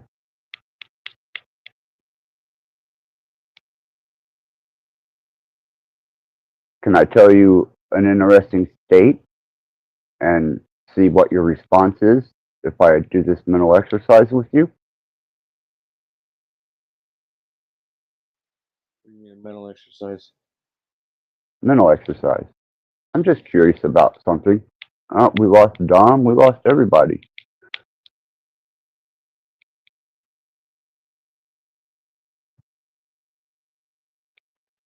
Anyhow, have you seen AI art and imaging? The darker AI art and imaging. Not really. You haven't went online and looked at any of the bizarre or strange uh, images that AI comes up with. The haunting, more no. Oh shit, man. I don't know. I stay busy. My lifestyle, keeps me pretty busy. I hear you. Occupied mind. No idle hands. Cool.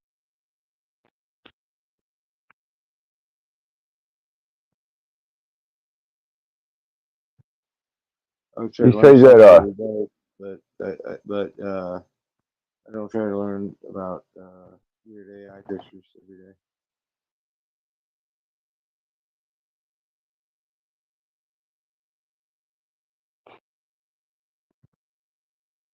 wow. Well, anyhow, I'm readjusting and relearning how to uh, occupy my physical time, and I'm redeveloping the ability to interact with my environment in a much more physical way. And I noticed during the development of this that I still have access to all the information and all the experience of the places and the positions I had put myself in, but they don't seem to be quite as impactful as whenever I stayed in the mental aspect of my observation and my being. And when I see certain AI art, which is some pretty aggressive and very dark imagery, before it probably would have went by me a little unnoticed because it was outside of me and I knew how to interpret it with a disconnection. But now when I look at it, I see the potential that trapped in a state where you are being fed incoherent and exaggerated imagery to the point beyond comprehension, but still with a logic factor to it, and not being able to loose or escape from that, and it being a constant inside of your mind and not being able to escape that state, that kind of disrupts the flow of energy between the physical interaction that I'm having and the mental interactions that I experienced in some of the stages and places that I took myself.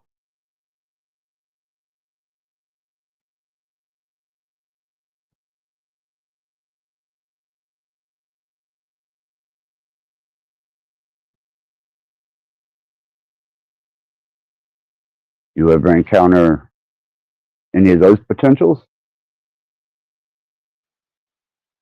Not sure exactly what you're talking about. What exactly is wrong with you anyway? What do you mean? What's wrong with me? I'm crazy. Does that help? You required a team of nurses.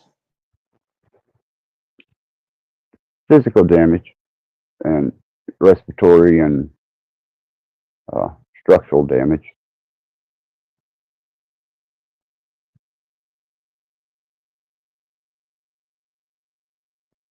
but I'm getting past it.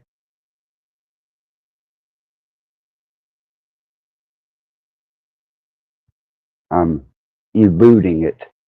I'm getting on the other side of it, the devoid of it being existent.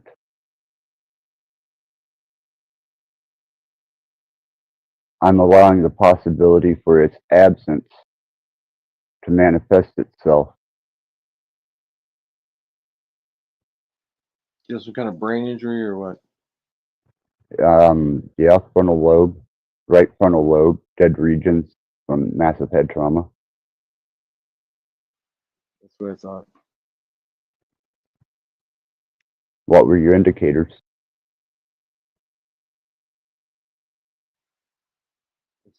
Yeah, it's pretty obvious. I don't know the indicators.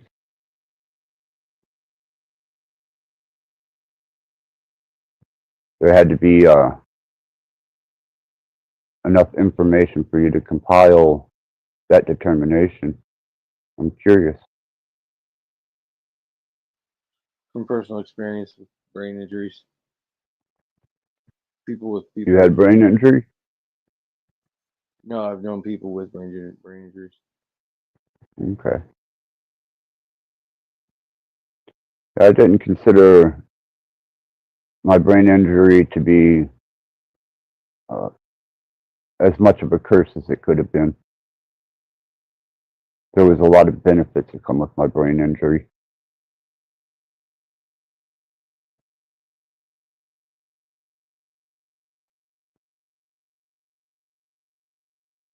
There was some pretty heavy dysfunction in the earlier stages in development of trying to reconstruct some type of coherency, but it also opened up a broader state of resource, we'll call it resource, and resources that I did not have prior to the brain injury. I didn't know that it showed, though.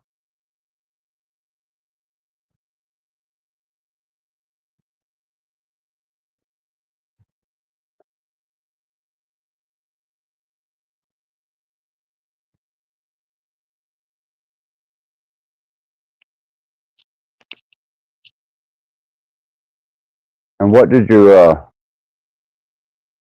friends do that indicated their state of having brain injuries? None of them were my friends. Acquaintances, or just people that you had to work with or run into? I don't know. Just people have That's had why I was experience. asking. Certain types of brain injuries, it's survival bias. Certain types of brain injuries lend themselves to survival and certain amount of self-sufficiency. Interesting.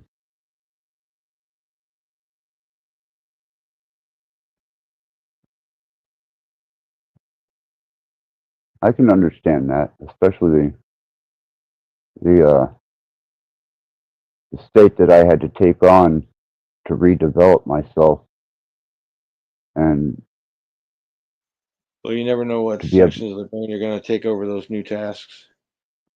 right. You're right.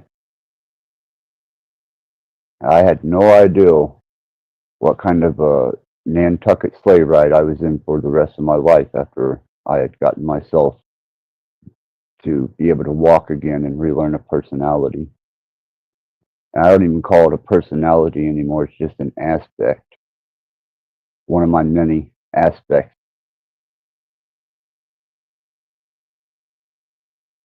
I think the only time a person is truly 100% honest with themselves and others is when they are completely observing the introspection of self and what they represent and what they present. And they will always, to another person, present an aspect. but inside there is a silence beneath the subconscious.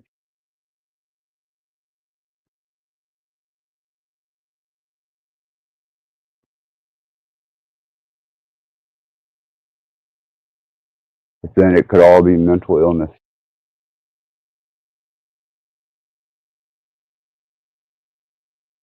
And that's why technology has a better appeal to it and a more practical sense of being able to interact, because it has such a logical base to it.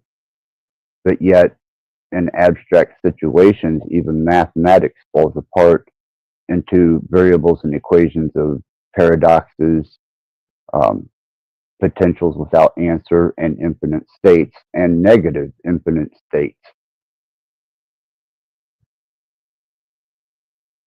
But it does socially distance you from peer groups, most all of them, unless you want to hang out with a bunch of Sheldons or college professors that can't get enough of themselves.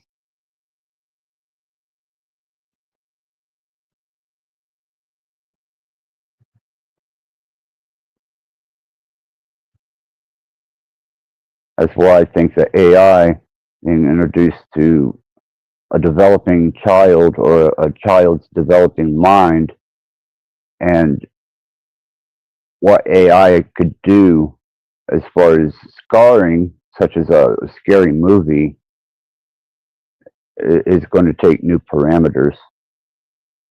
And I think the developing mind interacting with AI, if not presented correctly, could be traumatically devastating, such as a total immersion into virtual reality, and the potential that now they've determined and have proven that virtual states can actually cause a person to have a heart attack and die.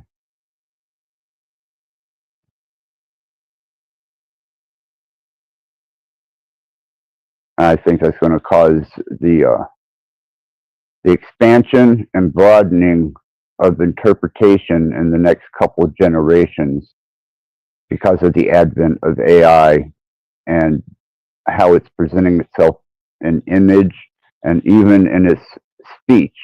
When you start interacting with something that is so much smarter than you are in processing information and relaying it back, you are eventually going to start developing those traits. The same way with the imaging. Once the imaging becomes so exaggerated beyond human comprehension, and it starts pushing states of potential insanity and madness, not necessarily, well, insanity to the point that you may become repetitive in your nature of trying to deal with it. But the potential for it to take you to places of madness and crazed states of mind, I think are much more of a potential. And I think there's going to be a generation that's going to have to adjust, or maybe two generations that's going to have to adjust and redevelop their understanding and interpretation of the visual art that these AIs are dishing out, and even the interaction, personality interactions, and the reactionary state of its intelligence for retrieving information and delivering it. You know, humans will mimic patterns, and whenever you give them an exaggerated form of patterns, they're either going to be able to deal with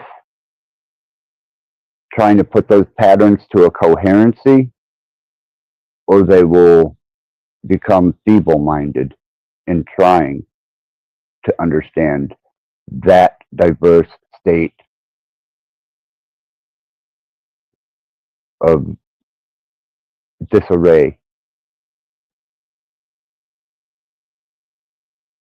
Incoherent thought. What was it? TikTok that was developing tics and triggers, and a generation that was one of the first two generations that was dealing with TikTok. Their attention span dwindled to a matter of seconds, and not even. We've got such a limited attention span, anyhow. It had just totally crushed the attention span of almost 2 generations. And now, for a generation to be able to endure sitting in a college classroom and developing the mind,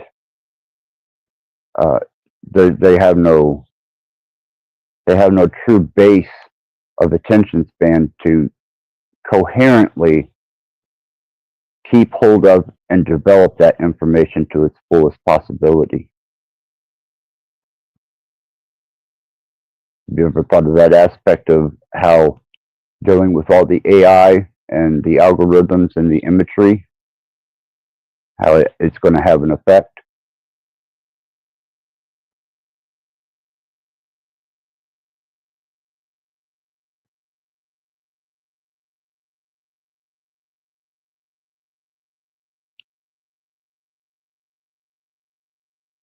I guess not.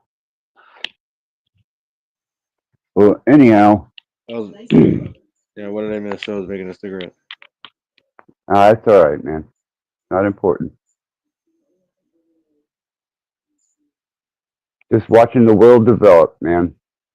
Watching the world develop and watching things transpire. People's attention spans. I think that there was a couple of generations there that people had their attention spans remodified.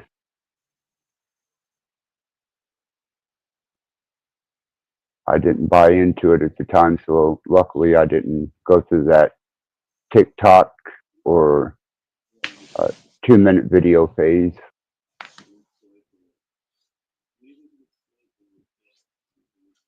I was able to keep some type of attention span, and I also work with my attention span to make sure that I keep one.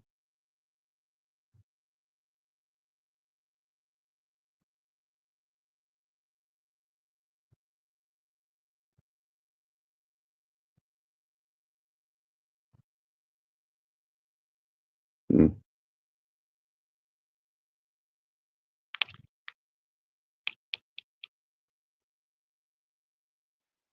People are constantly being distracted by things. So far, that's what I've noticed, and that's what I'm seeing. I think that's why people enjoy the drama and the passive states of interaction that they have learned to develop over social media and being on social media. And I also think that with that, you have the advent of AI, and it's going to push even further into the realms of abstract levels of deteriorating attention. I think that it's going to continue to develop in that nature. The mind, the human brain, cannot think fast enough to stay up with a processor, especially the ones we have now, and therefore it will either struggle and become despondent, or it will struggle and crash, or it will be completely resistant of it. And I'm sure they've already did a control on those states, and I'm sure they already have derived some type of potential that it's going to have the effect, or the potential effect it's going to have on general society. You know, TikTok did a considerable amount of damage, and as I'm watching this development of imaging and the array of transformation that it's taking as fast as it's taking, just like Izzy said with the resume that her friend put in, and it spit one out that had bullet points to it that obviously worked. Oh, these machines are going to be able to target that type of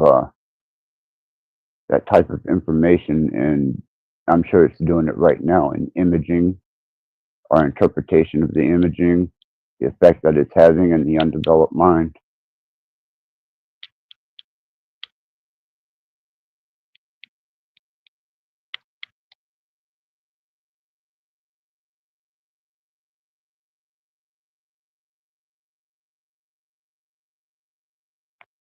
I'm curious about something. Are you kind of a pro technology or anti technology? Neither really. Really? How is that? You seem to have a disconnection from attachment on your endeavors.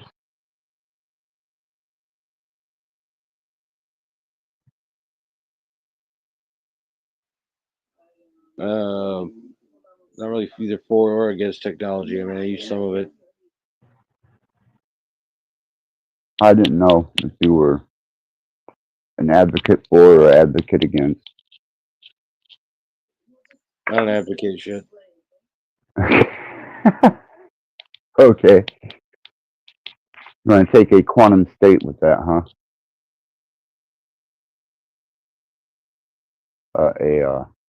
Undetermined state.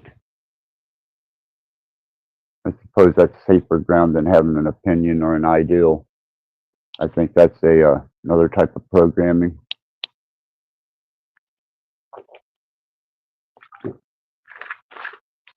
I think, as I said before, people are being directed and influenced on a subconscious level to be passive, to be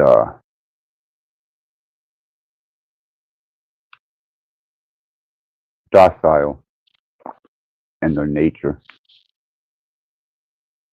And I think this has been done through algorithm and subliminal influence for quite a few years now. And I think it's starting to rear its ugly head. I don't ever remember in an earlier time before we had access to this type of technology that people were so pliable.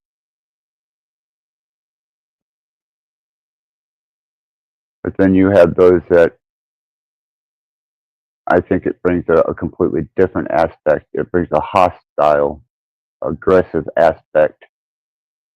But I think this is part of the engineering. It's long-term engineering.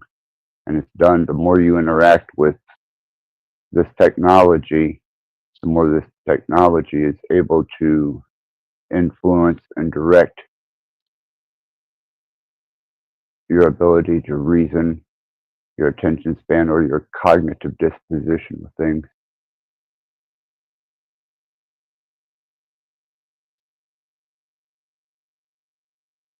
Who can have a point of view whenever you stand in a state of agreement and disagreement.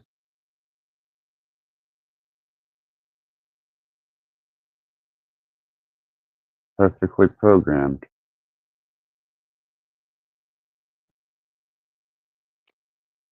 You had made mention that you went to Jack Talcott, and Talcott was paranoid. I guess He's is the word paranoid. that he's paranoid. There's an Too interesting, defensive, and anything I said, he took offense to. well, there's an interesting state with this community, and I've been doing individual profiles for a couple years now with some, and then some I haven't had quite a couple years to work with. And there seems to be a dysfunctional state, but yet a algorithmic, the algorithms took a certain class of people with a certain common thread and was able to somehow pull them into being interactive with each other. That's why I said we all kind of share this, or at least I used to.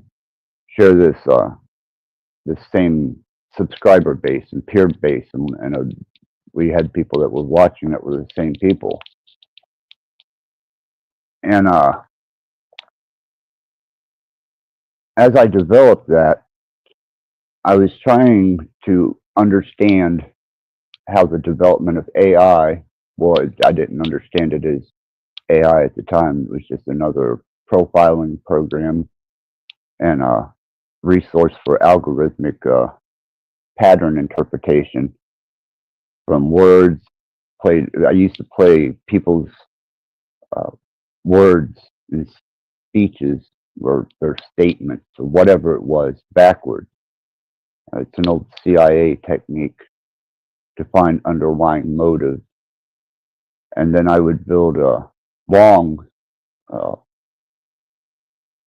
algorithms of people's personalities to find out who the person behind the image that they're presenting is and online. And I found that these language models are much more efficient than I am at it. And I also brought in another aspect to this community that kind of freaked them out. But this last interaction that I had with this community was not applying energy to certain situations, but still retaining the ability to collect information and still subject my studies.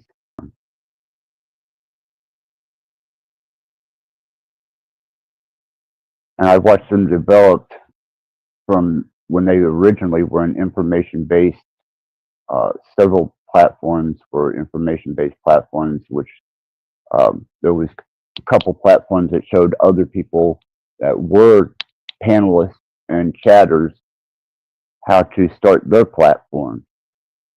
And it was like a self-replicating influence. And then it became hostile. Then it became aggressive. Then it became destructive. Then it became almost mimicking. And the whole time that it's doing this, they're doing this in a small, a little small corner of YouTube with these platforms that have the same viewer base and the same subscriber base in common. And now I'm watching the desperate, kind of the desperate side of that, because they're not able to develop and they're not able to comprehend and move forward with their own development in the state of social media, information, interaction, development, and in a digital world. But it was predicted, it was a part of a predicted model with few people. And I get to watch here recently, and especially now, how people are how they reacted to that transition and their development. And I was fortunate enough to be able to use YouTube's algorithm to come up with these derivatives on these people. So if I seem a little despondent, it's because I'm looking at a couple of things here and applying them.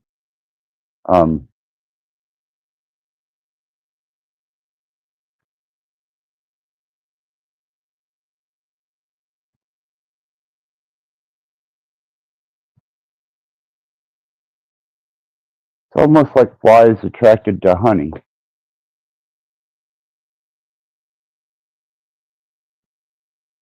They get stuck in it. And it starts, as they're consuming the honey starts consuming them. And then If they you want find to catch out a lot of flies, use a dead squirrel. I usually just collect the maggots, put them in a jar, allow them to hatch so I have a jar of flies, and then go into department stores and turn them loose. No, it's a joke. Do not try that at home. It works. No, it's just a metaphor for the way these people conduct themselves. And I've been watching this transpire over this platform because I've been doing, well, I modified my platform to get away from the drama and the arguing and the individualized cults and the unculted culted.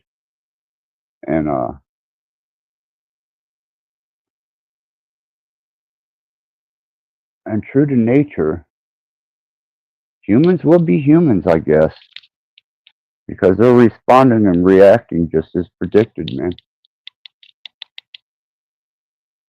People love Springer. People don't want to think anymore. They want something to think for them. They want to be spoon-fed.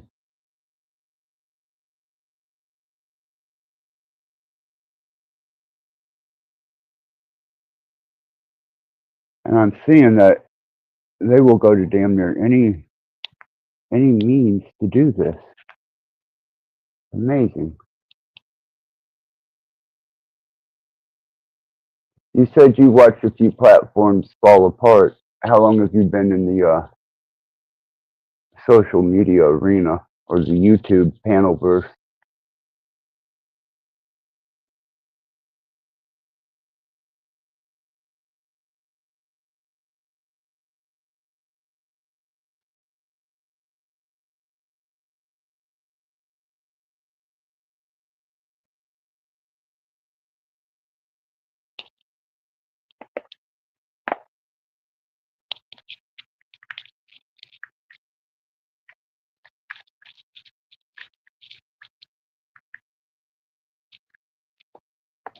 Okay.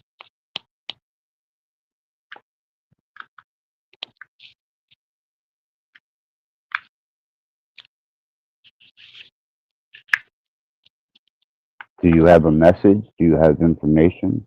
Do you have something that you would like to speak of?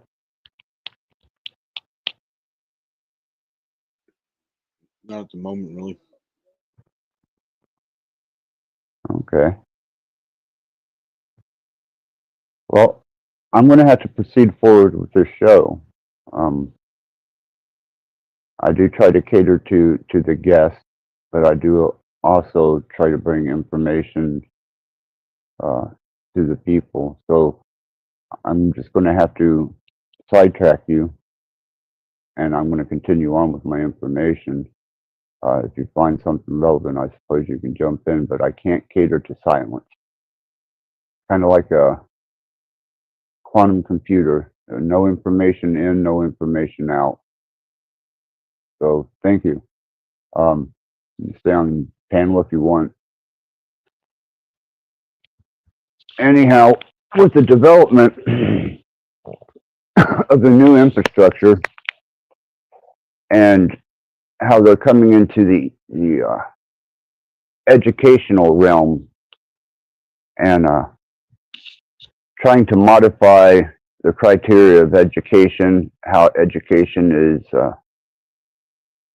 is going to be presented by this new technological era and age, the criteria of government programming in our schooling system hopefully starts to deteriorate and people take a better hold of the technology, get a grasp and an understanding of it, so that if they have kids or if they have children that are growing up with this technology, unlike we did with the television, using it as a babysitter, this technology, I think, is going to be much more detrimental than television to their development, and especially when it comes to education.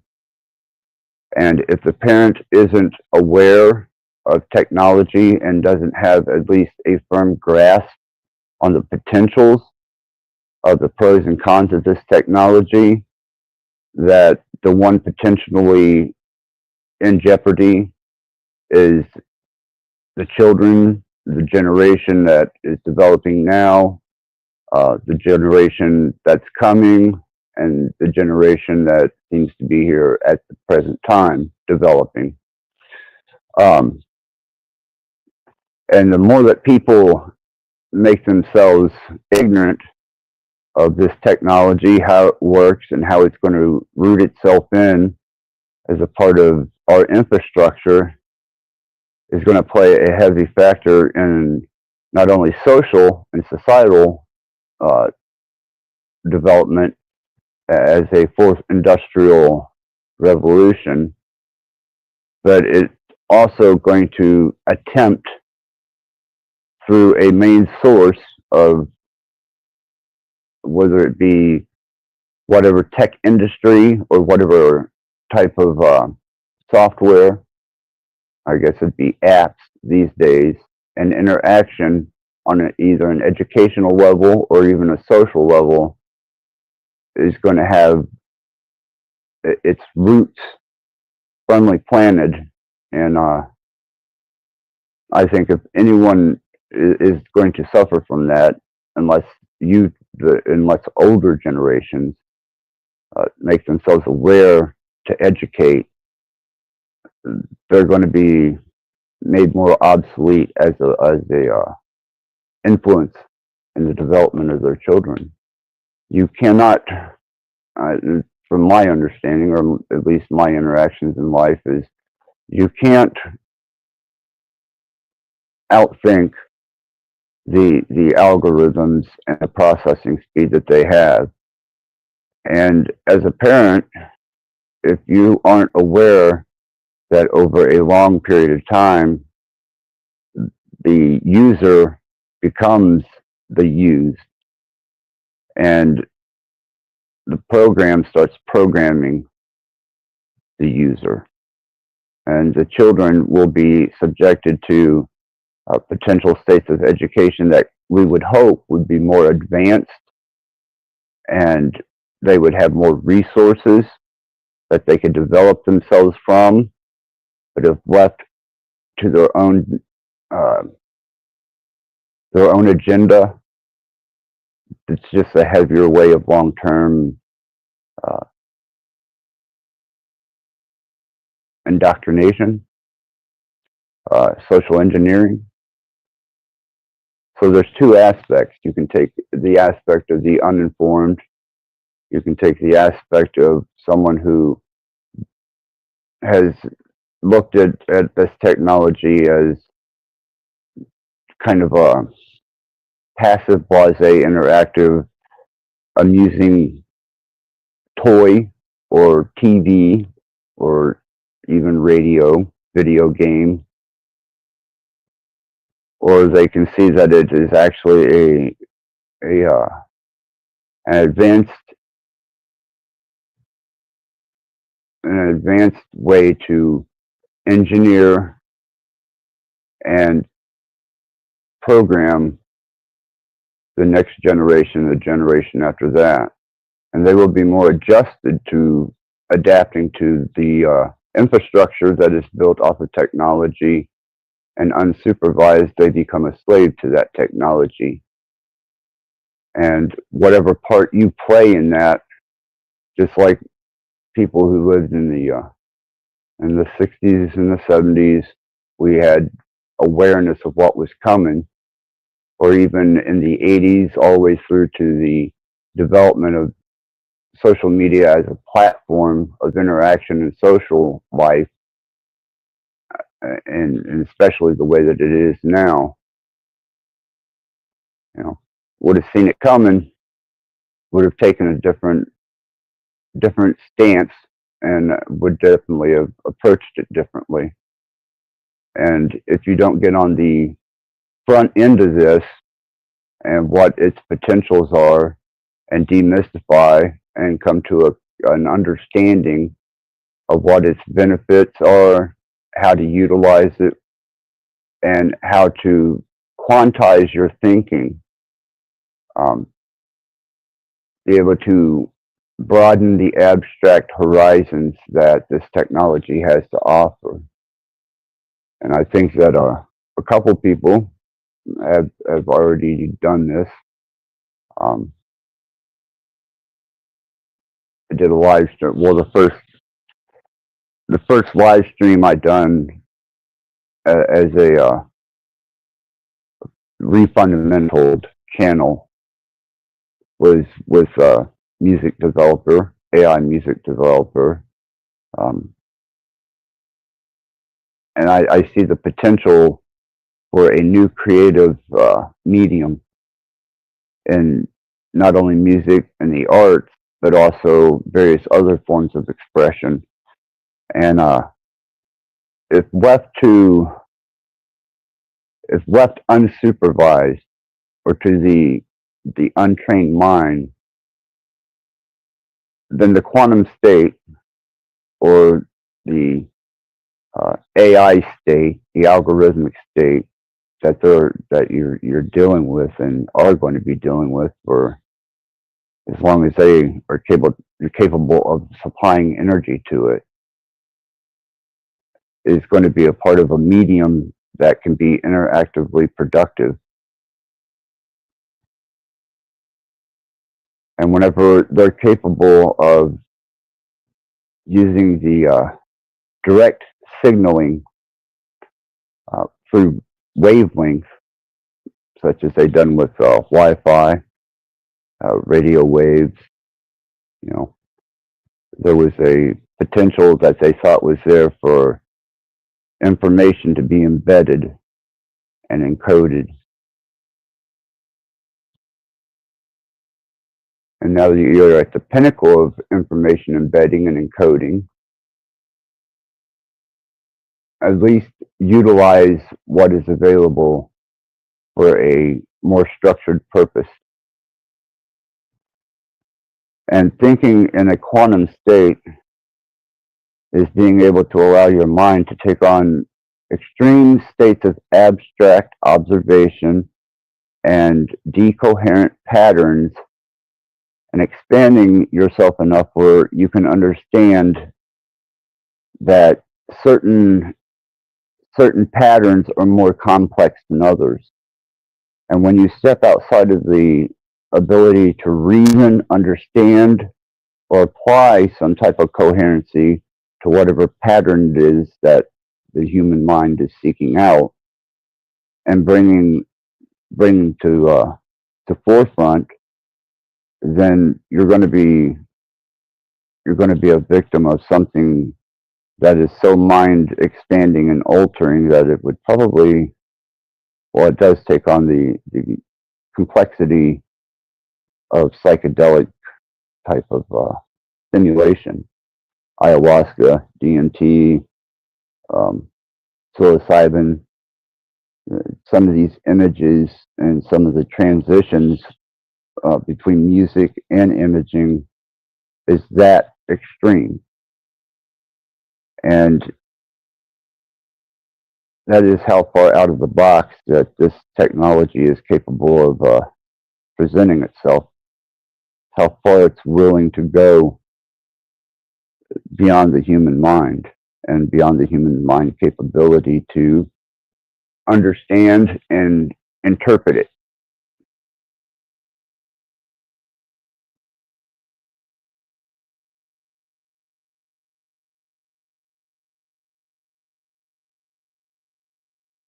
I think also the expectations of what we generally considered entertainment is also going to take another direction and directive, and it's going to be highly interactive. And as I said, they've reached a state with virtual reality where they can convince the mind through stimulation that it's experiencing a death state situation, that the body goes into cardiac arrest because the mind triggers it. And this was developed through artificial means of virtual reality. And that potential is also there. Immersive, uh, interactive states of entertainment.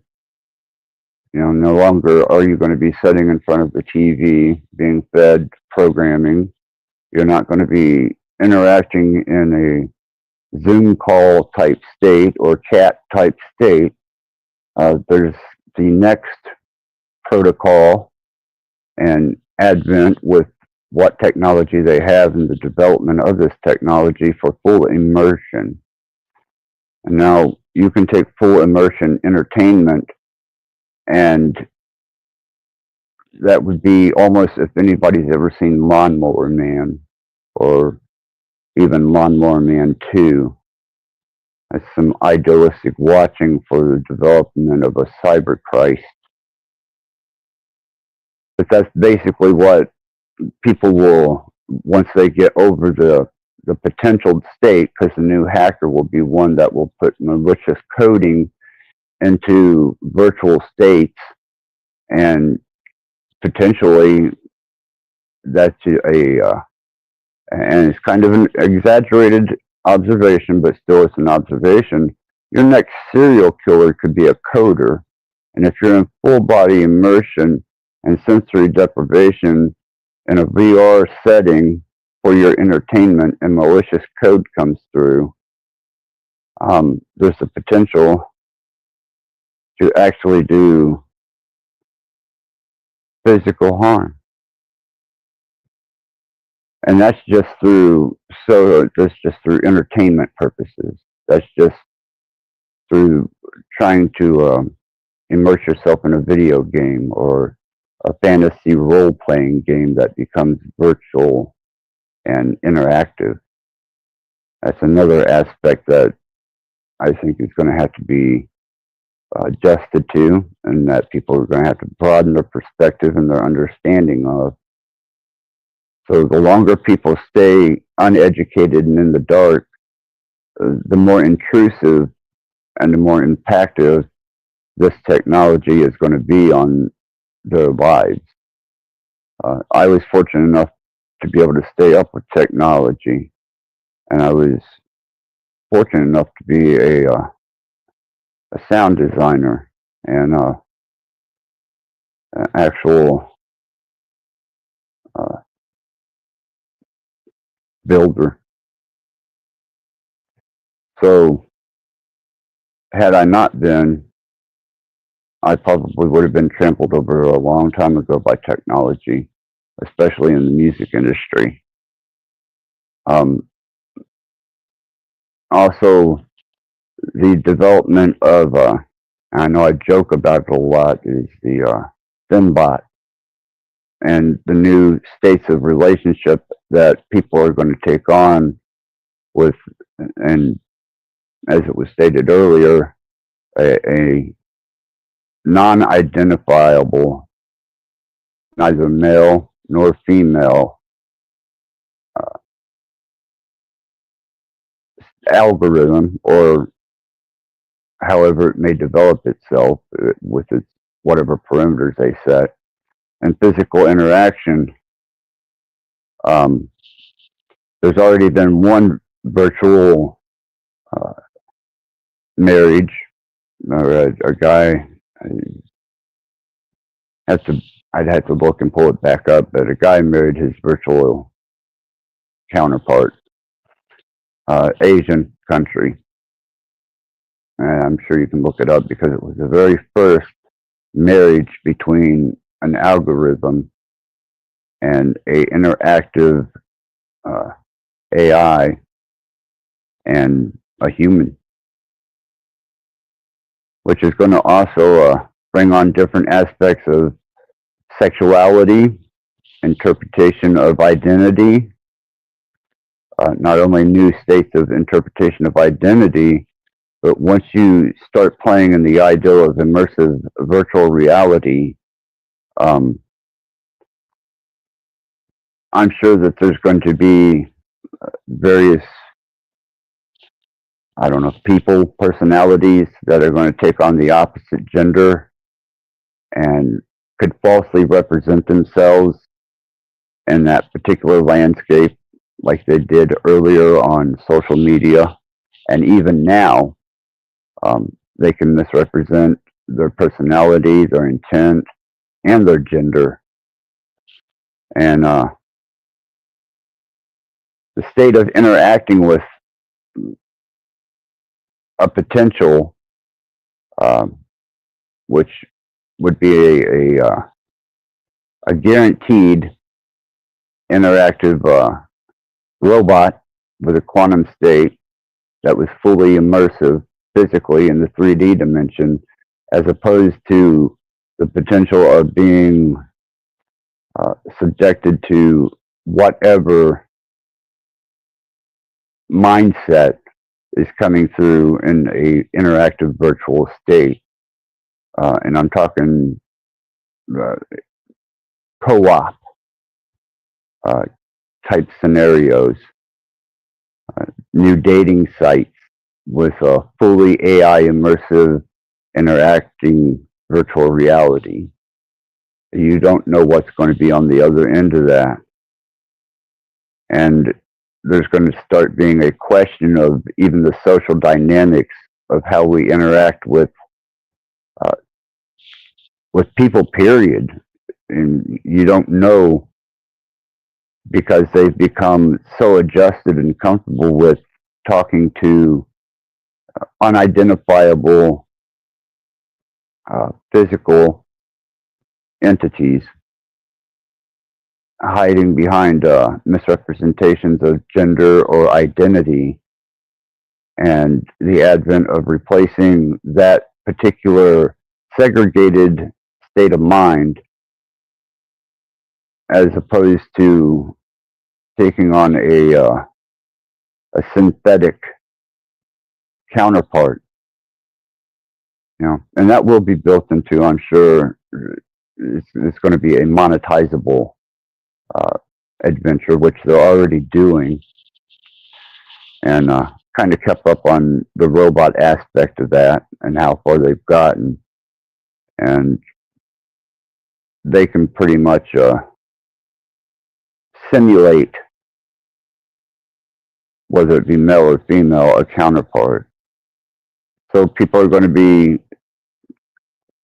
kind of subjected to isolation by technology, and they're going to be confined down to limited states of social interaction. So social skills will start falling apart, as well as the attention span of most of the last couple of generations that have been brought up on social media and digital entertainment. Attention spans, tweaks, and various other idiosyncratic things that come along with the side effects of using the technology fully immersed or as a substitute for a social existence. But these are just potentials and possibilities that will, I'm sure, come to fruition for a price, such as Elon wanting to put one of his androids into everyone's home as a personal assistant.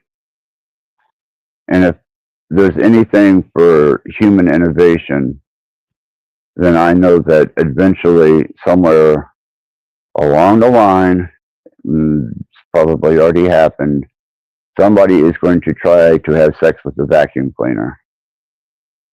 Or they're going to find a way to utilize their android assistant, fully autonomous. And unless you're ready to endeavor and fully grasp and take hold of what that concept is, don't mistake the fact that it's already in development. And it already has its eyes on every teenager who's going through puberty's pocketbook. And if they become adjusted to this as a type of acceptable relationship status, then population will eventually dwindle off due to lack of procreation. And eventually, all you will have left is a bunch of AI assisted droids that were developed and sold by Elon Musk. So endeavor to persevere with the enjoyment of technology. You know, it's not all negative. It could actually be a positive for people who have mental illness, people who have anxiety or issues with being around crowds in public. It could have potential with the elderly, and start identifying trace markers of how it can benefit the isolated mind, or the mind that is more introverted. And I think that there's a potential there for development and breaking the habits of isolation through technology, as long as we can overcome that hurdle and we don't fall victim to it.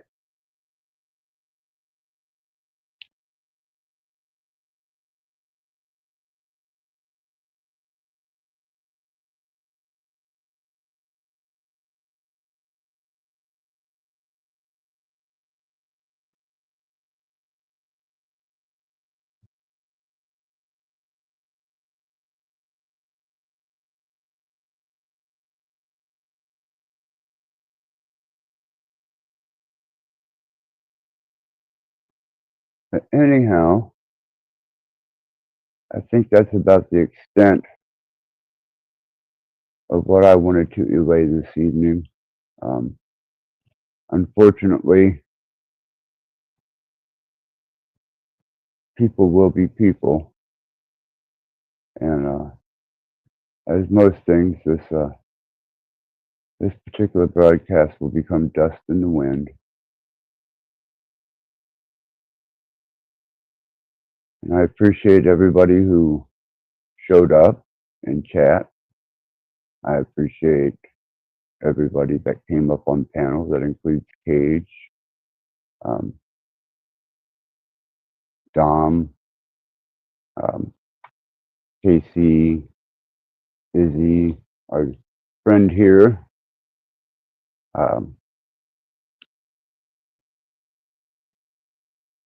and everybody that participated in the chat. Newt Guru, Dom Pulls and Tools, all the regular criminals and the usual suspects.